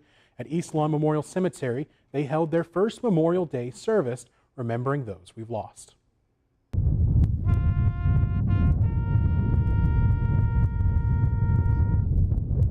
On the fourth Saturday of every month, East Project is out at East Lawn Memorial Cemetery to help cut the grass and clean the headstones to show respect for those buried there. There were several veterans and military families attending today's ceremony, showing a sense of unity between their families. Those guys came out and they were noticing there was lots and lots of veterans out here. So we started talking about the possibility of having a Memorial Day ceremony. The beauty of this is being able to come out here and to share this with others and to see the people that do come out here and they care. They love their community and they want a better community. And this is how we better our community. The ceremony was a way to showcase the work being done every day in our community to honor veterans who died. Both East Project and Post 169 are hoping to make this an annual ceremony. I am truly honored, truly humbled in this, I like to say, unity in the community, but like I say, more humbling and more honored to be a part of something like this.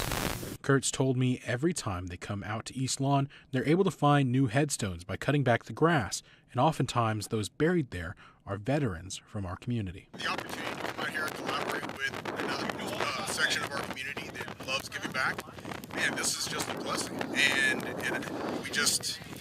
I think it's a reflection of what our community truly is, being able to come together on a larger scale. East Project and Post 169 are out at East Lawn every fourth Saturday of the month from 8 a.m. to noon. If you want to help out, just bring your lawn care equipment and show up. Have a meaningful Memorial Day, Texoma. Blake Hill, News Channel 6. Thank you, Blake. Now this weekend, many across the country are remembering fallen veterans. To honor those service members, there are many events being held beginning this weekend, starting with a ceremony at the Wichita County Cemetery. The keynote speaker will be Major General Don Farrell, following a laying of wreaths by the Green Knights with the DAV. The Scotland Windthorst Veterans of Foreign Wars will also hold a service to honor those who died while serving in the United States Armed Forces. The first ceremony will take place at St. Boniface Catholic Church Cemetery in Scotland from 9:30 to 10 a.m. The second ceremony will be held at St. Mary's Catholic Church Grotto in Windthorst from 11 in the morning to noon. Attendees are encouraged to bring their own lawn chairs for sitting.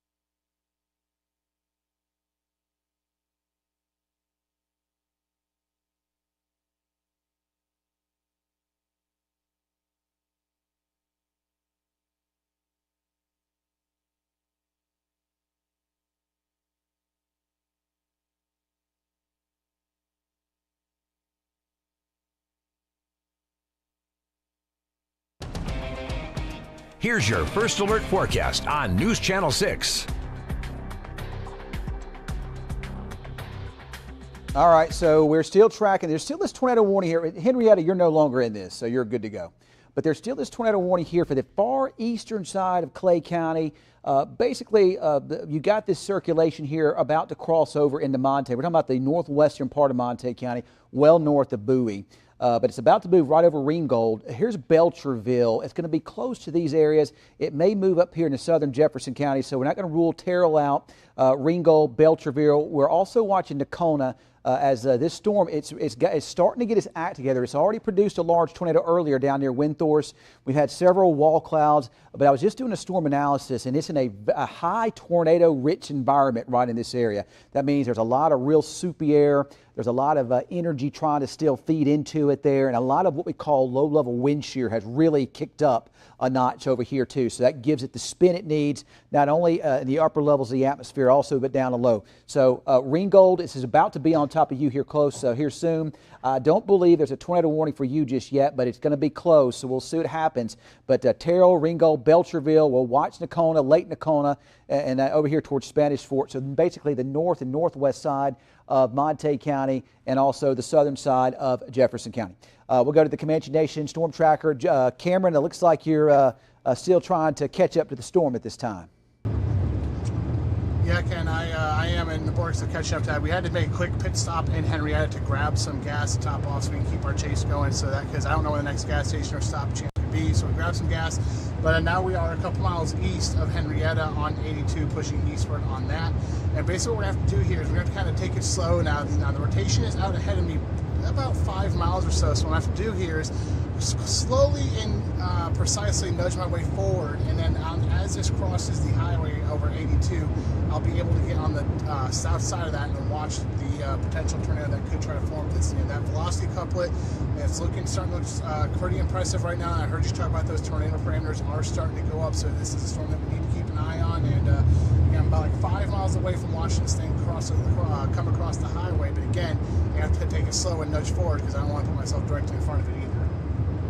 All right, we'll watch Cameron though, but if we look at least across the region, you're seeing some tornadoes on the ground now up there north of Oklahoma City. To me, it looks like they're going to be a bit of a tornado threat with these storms up here this evening, southern Kansas, northern parts of Oklahoma, and we might see some tornado threats increase perhaps over in here some too. To me, though, the most favorable tornado environment's like right in there, but the air, at least over us here in Texoma, has now been stabilized, and so any thunderstorms that would be here would be basically elevated. It'd be aloft. So I think those storms up there in southwest Oklahoma, up north of Alth, is probably a bit elevated. You can see the outflow boundary pushing to the west there.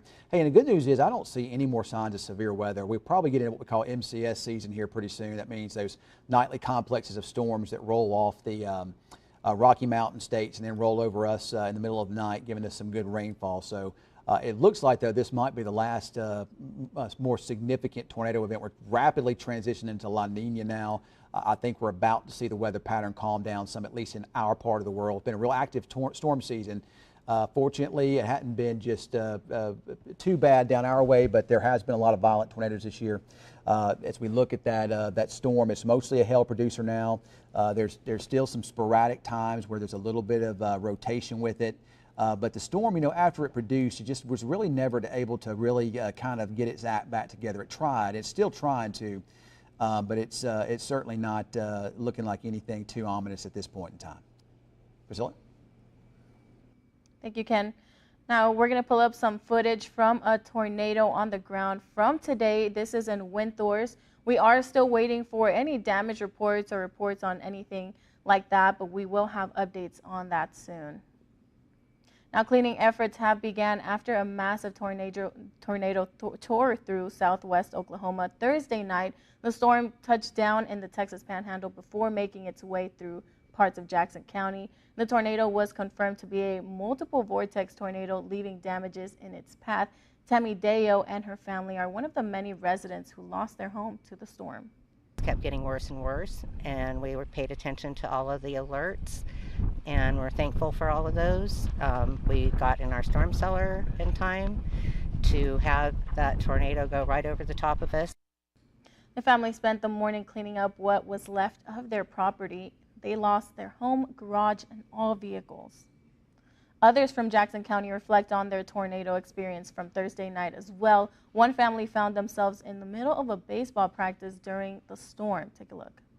So we both just put our legs up against it and braced it and just literally prayed, like, Lord, just protect all of us. I mean, it was very intense. And then you heard it stop and we're like, okay, it's done. And then it started again. Jenna's family is just one of the many families impacted by the tornado. Make sure you are keeping up with the latest updates so you are not caught in the middle of anything like that. We'll be back after this break.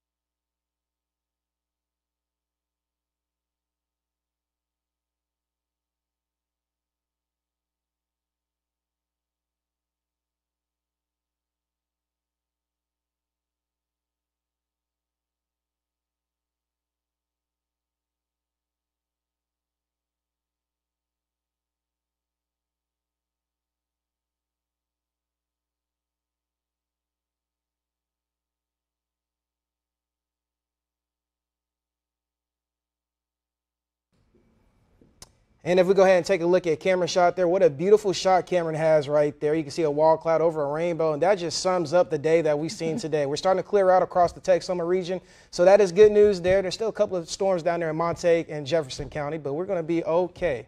Definitely stay tuned for the latest updates on any weather updates on that. But thank you so much, Jaden, and we will see you back here tonight at 10.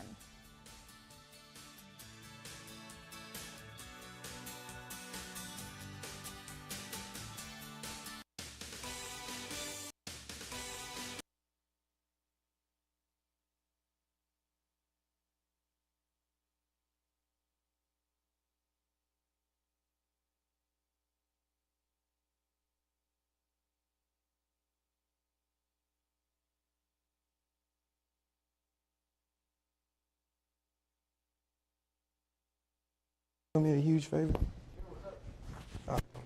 Make sure my mic's not on.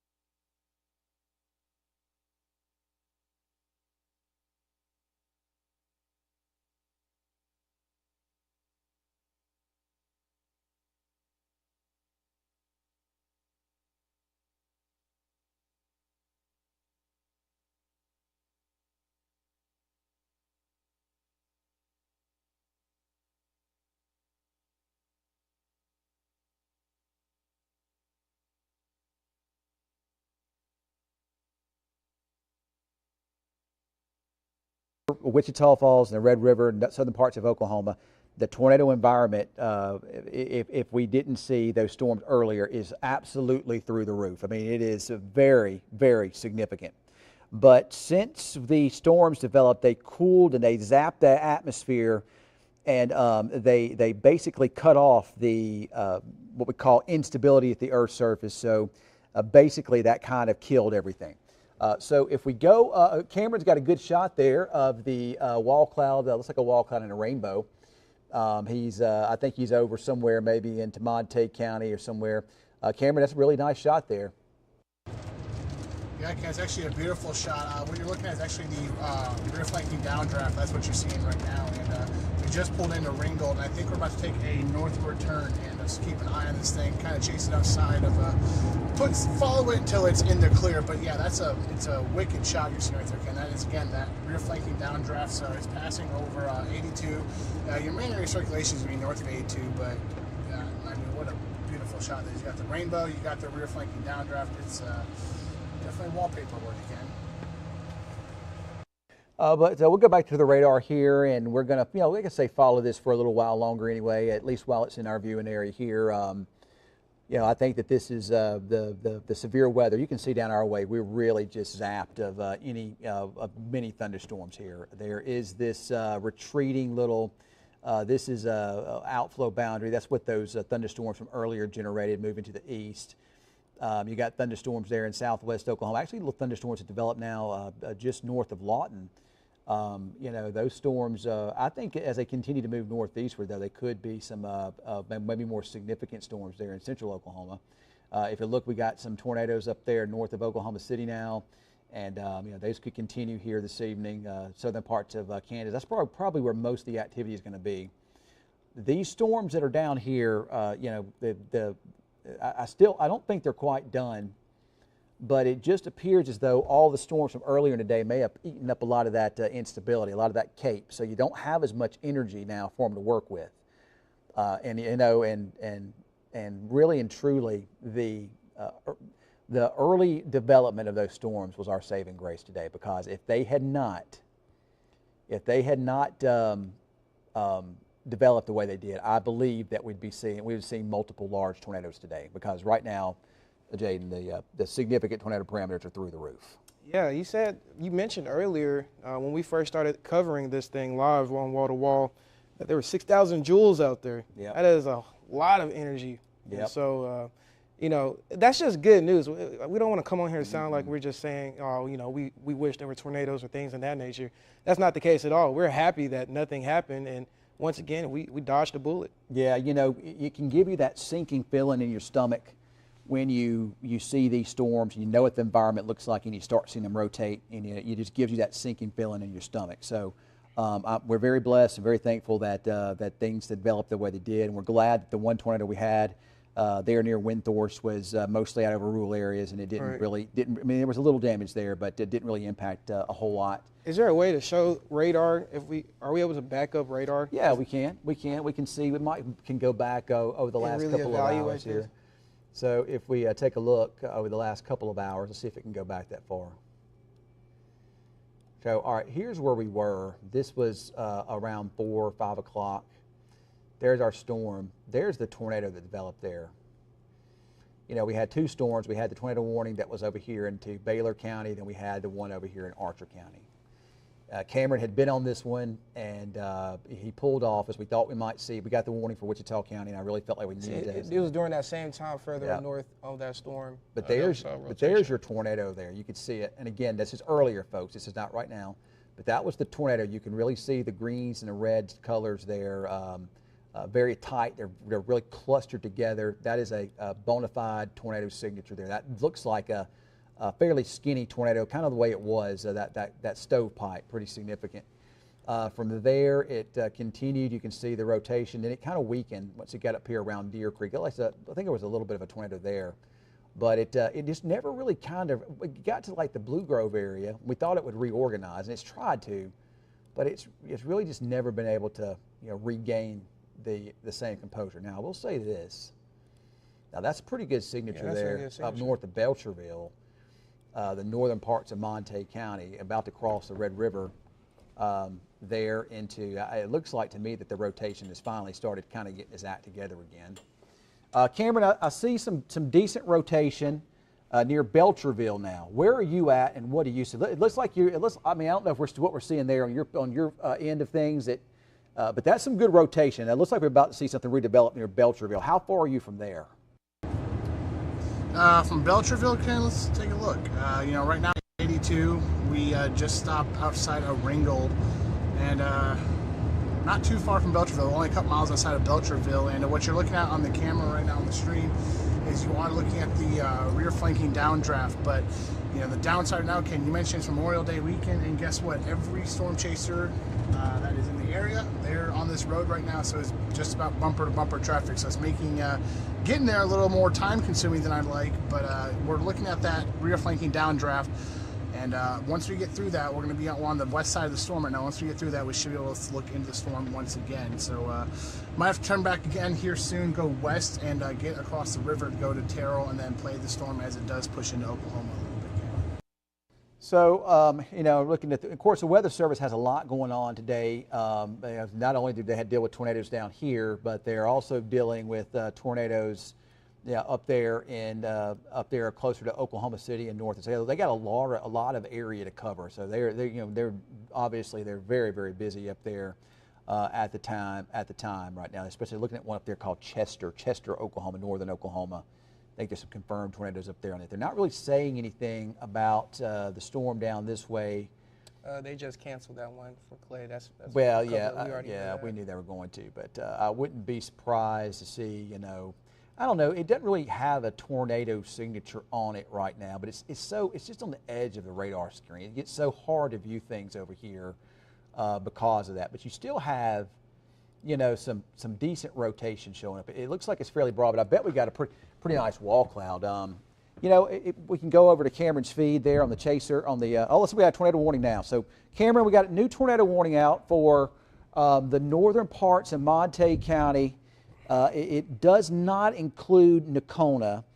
It's going to basically ride right along the Red River, Lake Nocona, and into Spanish Fort, those areas. And Jacob, by the way, I'm not going to go wall to wall with this and cover up Wheel of Fortune, but we do need to do an update on News Channel 6, probably when we come out of a local break and go into Wheel of Fortune. So we won't be on there very long. So, but Cameron, so it looks like we got a wall cloud there on the left side, tornado warning there.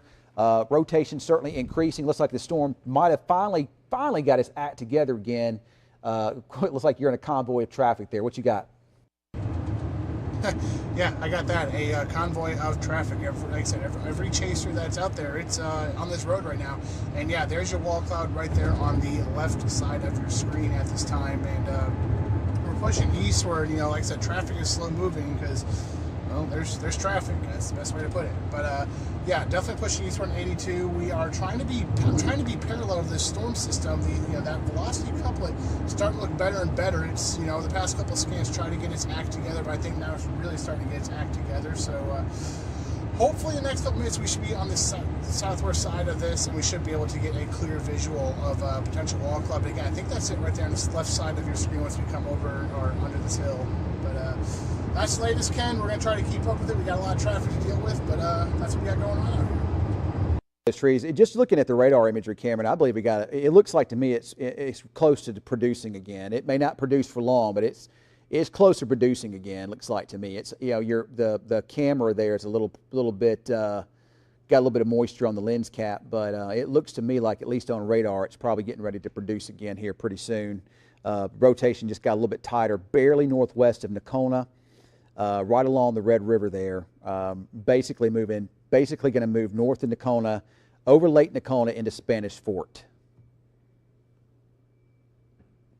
So, I tell you what, Jacob, let's go ahead and just go because this is Lake Nocona is pretty populated. Let's just go ahead and go.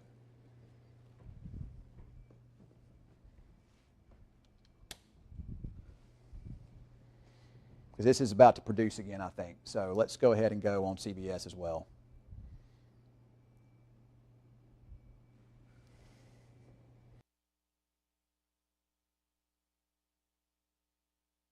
This is a severe weather alert from the First Alert Weather Team, sponsored by Texoma Storm Shelters.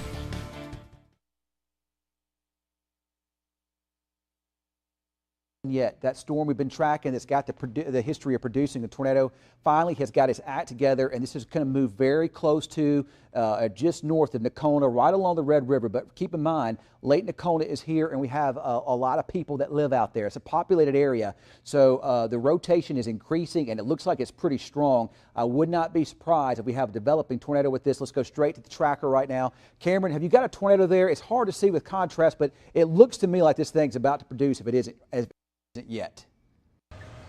Yeah, Ken, I don't have a tornado at the moment, but we do have a really well-defined wall cloud. I don't have visual at the moment, trying to get back on the road here. There's a lot of traffic at this time, but we're pushing eastward 82, and we are, let's see here, we're about 10 miles-ish west of Nocona, so we are just about on the southern side of that rotation, and you should be able to see the shot now where we've got that wall cloud pretty well defined out there.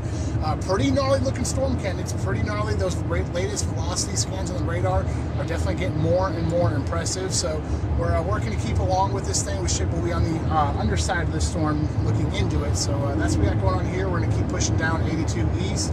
We are heading towards Nocona at this time, but I do believe this will stay clear of Nocona, Ken. So, obviously Nocona, you still got to take this seriously. I know you're on the outside of that warning polygon, but it's a close call right now, Ken, I'd say. Any way you can get a little closer to it, because it's so far off, and the way the contrast is, it's hard to see. I think this thing's producing again, and let's produce something pretty significant, maybe.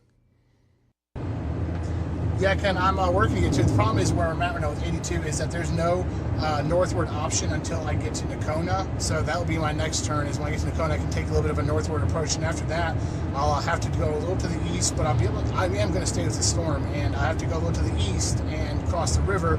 That's the one downside when you start chasing along the river, is that there's only so many bridges to get across the river, so that does make it a little more difficult, but I have a pretty good path set in place. So we'll get to Nocona. From Nocona, we'll start to go cut north with this storm, and we'll continue to keep eyes on this thing, Ken. Radar here, and so this thing has been trying, but it looks like to me there's a pretty significant circulation in here, and this is just barely northwest of the Nocona area. Jaden, work on getting the Nocona tower cam up there, over there on the, just kind of work it. Don't pull it up on the graphics here, but just work there on the side there, pulling it up if you don't mind. So you can see the rotation here. This is the red. This is Nocona, and it's going to pass very close to, if not just north of Nocona here. You go up there, there's Spanish Fort, there's Lake Nocona here. It looks to me like you got, again, this is your strong winds on the backside of that storm punching on out. There's your inflow into the thunderstorm here. You've got some pretty tight rotation in there right along or just south of the Red River, very, very close to Nocona at this time. Our buddy Brendan Dunn lives over here at Lake Nocona, and this is going to pass very, very close to Lake Nocona here shortly. Now, keep in mind, this is on the edge of the radar, so it's real difficult to tell exactly, what's going on with this. But if you begin to see this RFD, the rear flank downdraft, wrap around that updraft there, then it's going to start producing. It looks like it's been pretty close to doing so. Big wall cloud out there. Cameron's trying to get in position now to get to it. Just, when you're chasing, though, oftentimes it's hard to maneuver with the roads the way they are, especially when you only have one crossing there of the river. So Spanish Fort there, Lake Nocona, those are the areas that we're watching right now. We can zoom in a little bit closer here and kind of talk about, you're good, you stay over there, Jaden. Let's take a look here at what we're seeing on radar. The latest scans, maybe not quite as strong, but it's still trying to wrap up at this time, trying to wrap up here, kind of on the north side of Nocona. So there is Nocona, and I'm sure Nocona. Okay, pull up Max 2 Nocona, our Nocona tower cam here. Is there any way we can log on and move it a little bit around? So if you can do that, let's do that. So you're looking at the Nocona tower cam. I believe, I'm not 100% certain, I believe we're looking north there. This storm, the tornadic portion of the storm anyway, is definitely passing to the north of Nocona, but barely north of Nocona. Let's go back over to Max 1.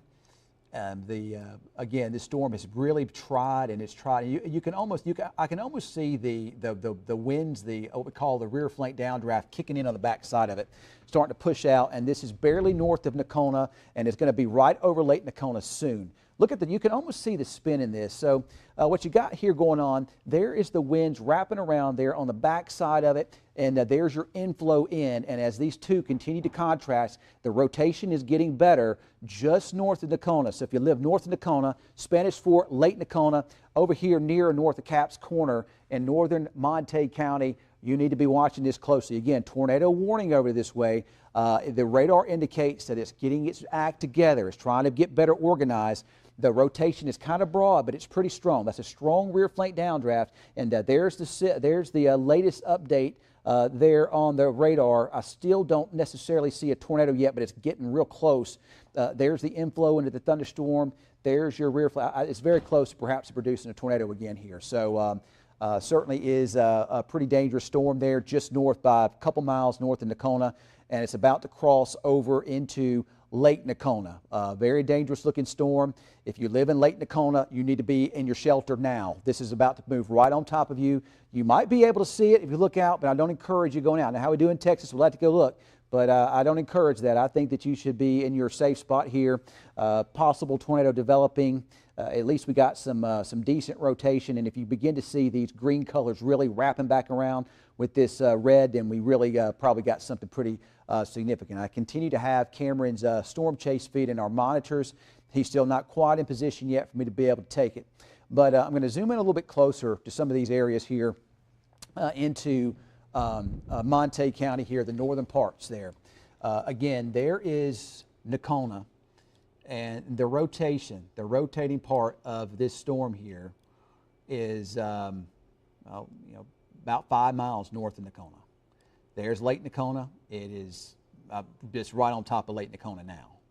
So those areas right now need to be in their tornado safe spots, because this thing could produce at really just about any time. Remember, this is the same storm that produced the tornado over near Windthorst earlier. You've got your hook echo showing up on it now. Very well developed storm. And it's now moving back to the east. Remember, it was moving northeast, but now it's moving back east again. It's a right mover, and it looks like this is going to continue to move right over Lake Nocona. We could be seeing a tornado develop there now. If it isn't on the ground yet, it could develop at any time. You can almost see the updraft there right over the lake. I know that my son's girlfriend, she lives out there, and her parents, they have a house there on Lake Nocona. But yes, sir. Don't worry about it. We're fine. We're just going to keep on radar here, and we'll get Cameron on when we can. But there is your updraft. You can see the little hole there, and this is your hail. Your hail is up here to the north. That's what we were talking about, the rear flanking downdraft. Remember, your updraft is spinning, and that you see these winds. They wrap down on the back side, and then they begin to kind of circulate in. Then you got over here your what's called warm inflow. And it's these contrasting temperatures that create the condensation and create a little area of low pressure. And as the pressure begins to drop, you see the wall cloud and the tornado begin to descend underneath that updraft there. If we look here at the latest velocities, you see there's that spin on the back side. There's your winds kind of rotating in there right over. You got inflow right over Lake Nocona at this time. You're a little bit tighter on the north side of it, but it doesn't appear to be anything. It doesn't appear to be at least down yet, but keep in mind this is a long way from the radar site, so it's real hard to kind of tell. This is another velocity product here. We'll have to just keep an eye on this. If you live in Lake Nocona, though, this possible wall cloud / maybe perhaps developing tornado may be right on top. The last update does indicate that the rotation may be a bit weaker and a bit broader. It was really trying to get its act together here a short while ago, but it looks like it might have weakened a little bit, which is good news for those of you that live over on Lake Nocona. There it is. You go up the way, there's Spanish Fort, and then you jump up there into southeastern Jefferson County there. So this is going to be out of our viewing area here pretty soon. I think that this will go north of Capps Corner. Remember, it's moving a little more east of northeast now. And this is the radar site out of Fort Worth, but it's too far it's really too far away to really be able to determine what's going on there as well. But you do see the rotation there in the clouds, probably a wall cloud over Lake Nacona. Let's go back to Cameron on the storm tracker. Cameron, looks like you got a wall cloud there, maybe close to Lake Nacona. Yeah, Ken, we're actually just now about to roll into Nacona at this time. We're maybe half a mile, and you're actually seeing that right now, the outskirts of Nacona. But we're pushing on 82 East, and I was trying to evaluate my road situation here, and I'm going to continue to push eastward right now because if I were to cut north from Nacona, I would be putting myself, through the storm, and I'd rather not.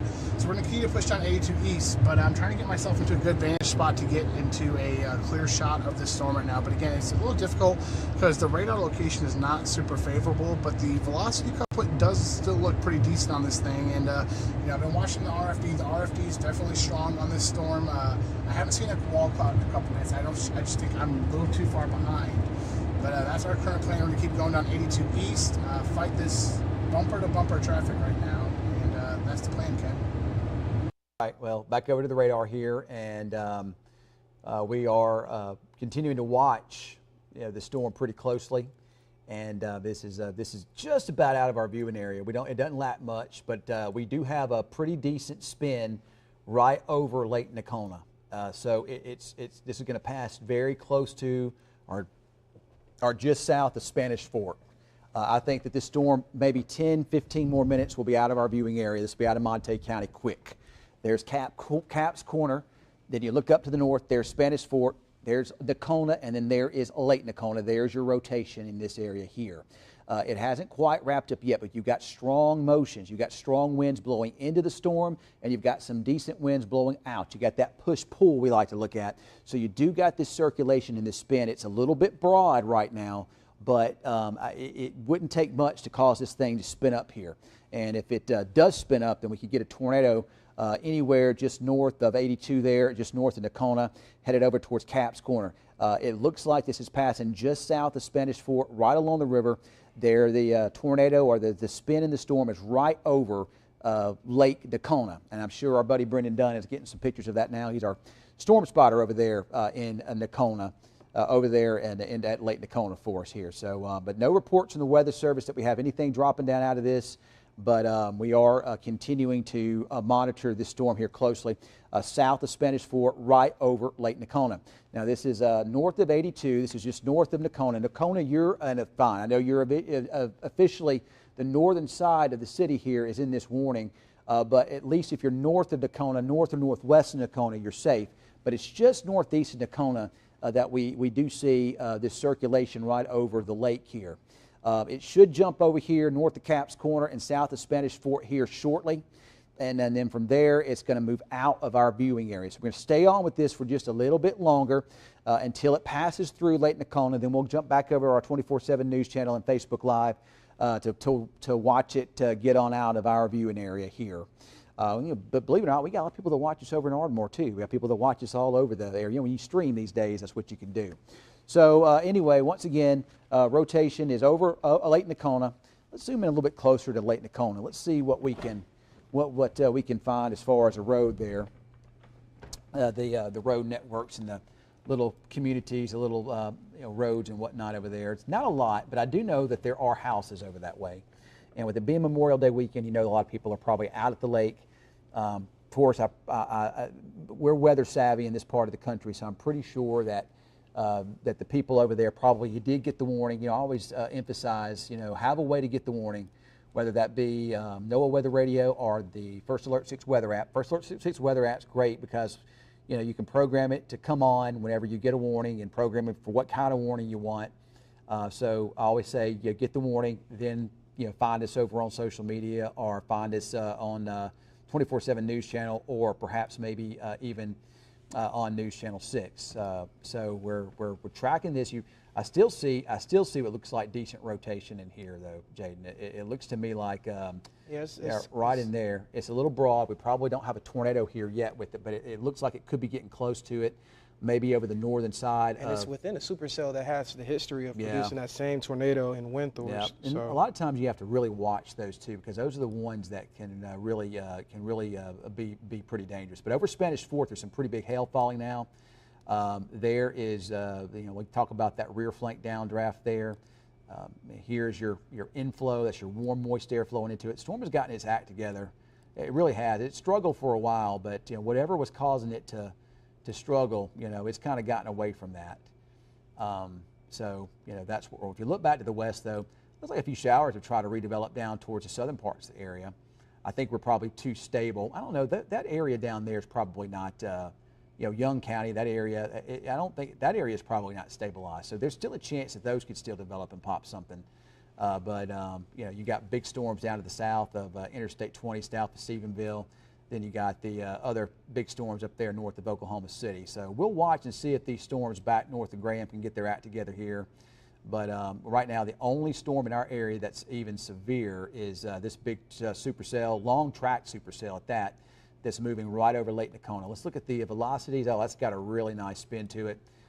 Broad, but it's tightening up. I believe we're about to get a tornado that's going to redevelop there over Lake Nakona at this time. So, reports from Nakona Lake Estates west of Lake Nakona of a wall cloud going east across the lake towards Nakona Hills. Yeah, so Nakona Hills, if you're there, it's like we got. Let's go to Cameron now. Cameron, do you got a picture? You got a shot of the wall cloud where you're at? And I do not have a shot of the wall cloud, as you said, just rear flanking downdraft. So I changed my plans. I was looking at the way the storm's moving in.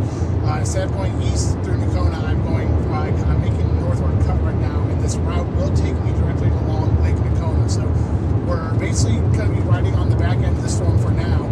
But the idea is that as it does continue to hopefully start to push off the northeast, we should be able to let that thing pass just out ahead of us. So we're working in there.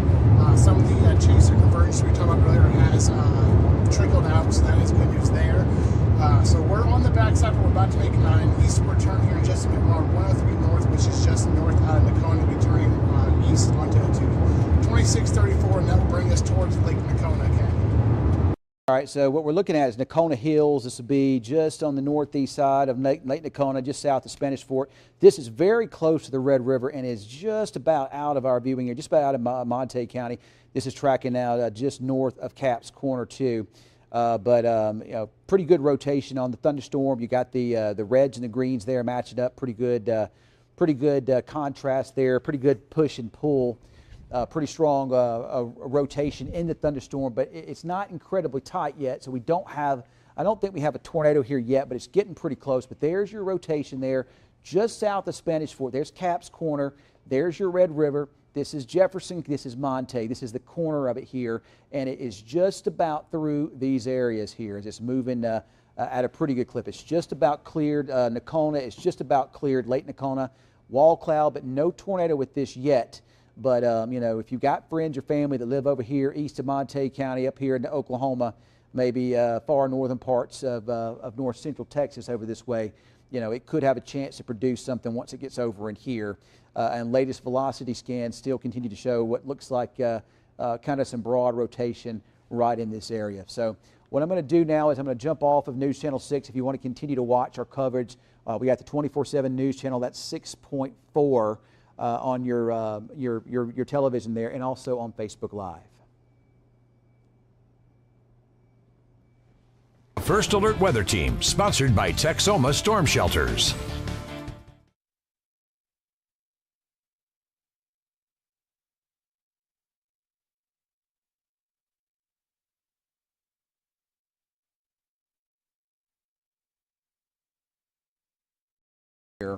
We're going to still follow it since we got the 24/7 News Channel, and we've got the Facebook Lives and stuff we can do. So yeah, we'll continue to watch it and see how these storms are going to behave and how they're going to act. We were watching. I did see a couple of those showers trying to pop up there. We'll see if those can grow into anything. They're trying to, but I don't know how much instability is left out there, Jaden. I just believe that a lot of instability could be gone. Well, Cameron looks like he's trying to get a little bit closer to it. Let's go to Cameron now. Cameron, you're still following the storm. You're out there. Hey, look, it's almost out of our viewing area, but you're over there. You might as well just keep on watching it, right? Yeah, Ken, might as well. We're basically, sitting in its back seat right now with this storm. You're seeing the rear flanking downdraft right now. I know that's what we've been seeing for the past couple of times you've taken me. But we're on the backside of the storm. We're pushing towards Lake Nakona now, Ken. So we are on 2634. And again, my thinking is that this will cross here soon over 2634, ideally. But right now it's a bit more of a right mover, so it keeps it just south of the road network. So we're going to have to kind of watch radar, watch our positioning, and kind of just nudge along with it. I'm trying to get a good shot in this thing, but the road network out in this area is not very favorable for storm chasing. You got to just, east and west options. It's just you don't have a lot of branch offs. So a little tricky right now, but we're going to do just fine, Ken. Parallel, and it's going to basically parallel the Red River there. So, I would probably, it's going to be, I know it's tricky and I know it's tough. And we're continuing to just kind of watch this. And again, this is mostly this is now east of Lake Nakona for the most part, or still very close, but it's mostly just east of Lake Nakona and Nakona Hills. It's kind of just south of Spanish Fort and just north of Capps Corner. I'm not going to jump off of here because we still got people that live over in these areas here. Actually, it's kind of it's a fairly populated area in these locations, but we don't have a tornado at this time with it. We just got some rotation, and it's just not been able to ever spin anything up. But that continues to kind of make its way through the northern parts of Monte County there, along the Red River, just south of Spanish Fort, going north to Capps Corner, headed towards the Leon Pike. So this storm's eventually, maybe the next hour, going to kind of make its way over towards I-35 and Ardmore. And I know I've got a good friend of mine, Todd Rasmussen, that actually he's done some freelance for us before, but he's the go-to guy over there in the Ardmore area. He's not a television meter. He did, like I say, he did some freelance work, but he's real good with the social media stuff, and he'll do a good job for those of you that watch him over there. But this is a pretty impressive storm, though. Still, Jaden, still a very impressive. It looks like we finally have got some thunderstorms now that have fired up. Do you think that's from the dry line, or? No, I don't know. It's hard. I think that you're seeing increasing low-level jet now, so you're starting to see some storms redevelop on the back side of that there, southern Archer County. These areas down here didn't get touched. They didn't get as much storm activity. This area down here is still largely untouched. So I think what you got going on, I think you still got some instability maybe in this area, and you're seeing some storms fire up. You got some pretty strong low-level winds starting to kick in. That's transporting moisture northward, so you're getting a few storms that develop with that there. Now, nothing serious at this time, but if they can continue to grow, they could wind up posing a bit of a hail threat.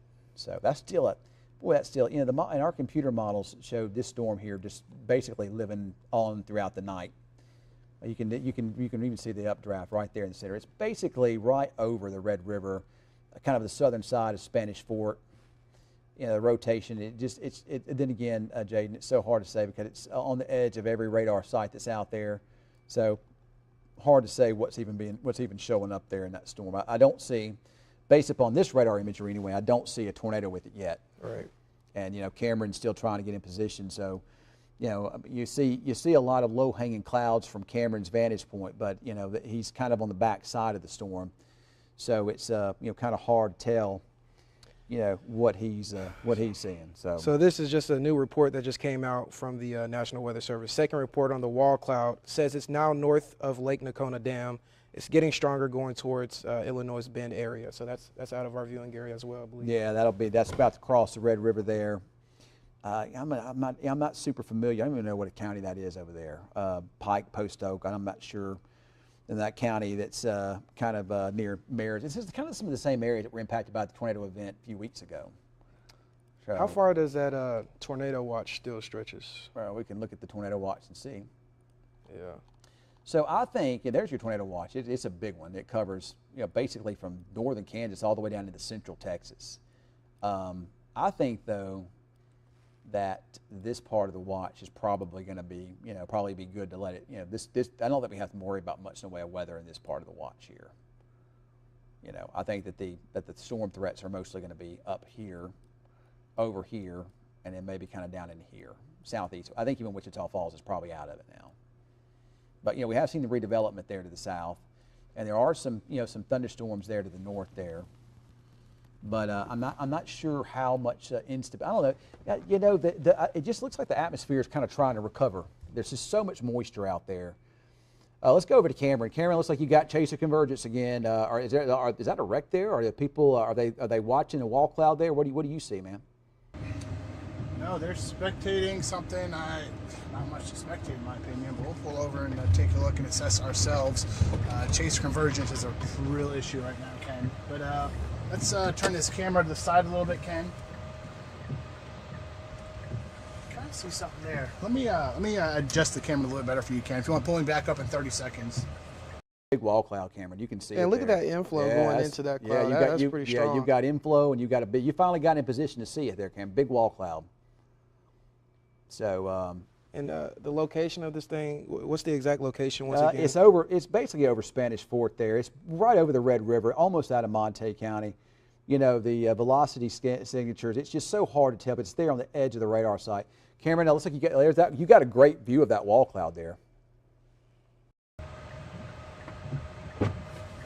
Yeah, Ken, that's a pretty gnarly looking wall cloud right there, and it's going to pass just ahead of us. So where we're at right now, we're just north of Lake Nacona at this time, and this will be pushing just out ahead of us right now. So we have finally got some good visual on this storm. So we're going to sit here for a little bit and watch the storm push together. You know, the latest velocity scans aren't as impressive as they were, but it's got some gnarly looking structure with it, Ken. It's on the edge of the radar site, so you really don't know how it might or may not look, because it is there on the edge of everything. So very, very hard to tell once it gets over into this area. There's a couple areas of rotation on radar, both of which are right over the Red River and about to cross it there. So but that's a really nice wall cloud there. You can definitely see it pretty big, pretty low to the ground. It's still in a favorable environment for it to produce. So keep an eye on that, and keep up with it if you can, and see what it shows. So, all right, well, Cameron's still watching. So these storms down to the south have been able to, are really starting to take off. I believe what's happening now, Jaden, is I believe that we're seeing air mass, and our weather models have not been good on this at all.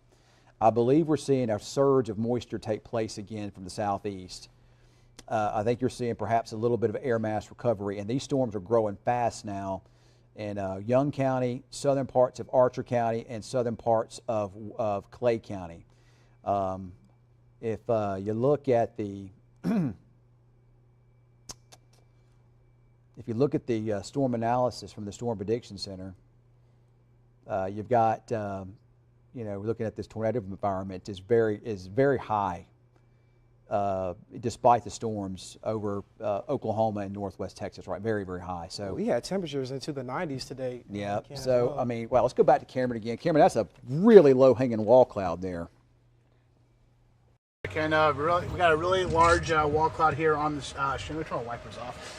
But looking at the current weather information we do have on the tracker, temperatures is a little cooler here. Temperatures here are in the mid 70s right now.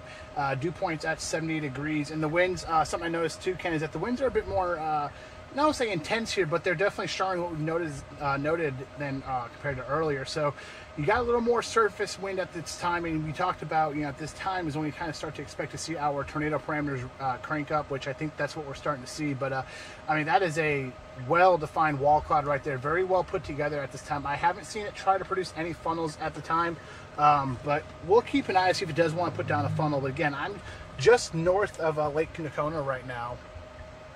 So, just north of Lake Nacona right now, Ken. But good news is we have a way to keep pushing eastward. We have to push a little east before we can cross the river. But we're now finally in the good spot to keep an eye on the storm as it does push onward. So might have to clear out here shortly because it is, I don't want to say too close, but we're fairly close to it. But as long as it's not producing, we're okay. Well, I want to also, I know you've been fixated on that storm, but we've got new development now southwest of that, and rapidly growing thunderstorms. I think the atmosphere is rapidly recovering from those storms. You got access to basically open warm sector there in Young and Jack County, and we got some pretty big storms blowing up there now, southern Archer and down into Young County. So you may have to kind of watch southwest of you here too. So that's a gnarly looking, like you say, wall cloud there. Is that a funnel? Is there any? You didn't see any funnels on it at this time? I don't see any funnels at this time, Ken. We'll even zoom the camera in a bit. We're starting to get on some rain now, but I don't see any funnels. I haven't seen any funnels since we've been parked here, so no funnels to report on at this time. Just this low-hanging wall cloud right now, and seriously, check out that wall cloud, Ken. That's a pretty impressive wall cloud. You got plenty of good structure all the way up as well. So definitely in terms of meteorology, it's a pretty looking storm right now, Ken. And, you know, we like it to be there in the middle of an open field there and not producing a tornado. That's what we like, though. Certainly does look good. All right, so we'll jump back over to the radar there, and it's over Petersburg and those areas. It's kind of, and again, it's basically out of our viewing areas where it basically is at this point in time. It's almost completely there. There's rotation, but it doesn't appear to be super strong. And it's, you know, like Cameron says, it's right there on the Red River is where it's at. And it's about to move kind of over in the Ardmore area here shortly, or, you know, south of Ardmore. But that's kind of the Gainesville, Sherman, Denison area. That's their coverage area. But we'll watch the storms that are trying to redevelop down to the south. You know, it's, you know, the atmosphere is trying to recover some now, and it's got a lot of spin. And if these storms can come together and become what we call surface-based, and we may not be done. There could be some more severe weather, and if we're going to see severe weather, you know, down in this area, some of these could impact Bowie. So we have to keep an eye on that, close eye on that. So right now it's showing some wind gusts with those storms that we just talked about, that you were just talking about. Mm-hmm. Wind gusts up to 40 miles per hour, some penny-sized hail associated with that. Now these storms are starting to intensify just a little bit. So yeah. They just went out with a weather statement talking about it. All right. Yeah, that's a really nice wall cloud Cameron has there, so really nice. All right, well, we're going to jump off now, off 24/7 and off of the Facebook Live, but we're going to keep an eye on these other storms trying to redevelop. I think they'll stay southeast of Wichita Falls, but our southern and eastern counties could still see some thunderstorms with hail and maybe a tornado threat. We'll see how they develop here over the next several hours. But again, we're going to jump off of all platforms, but we will be back.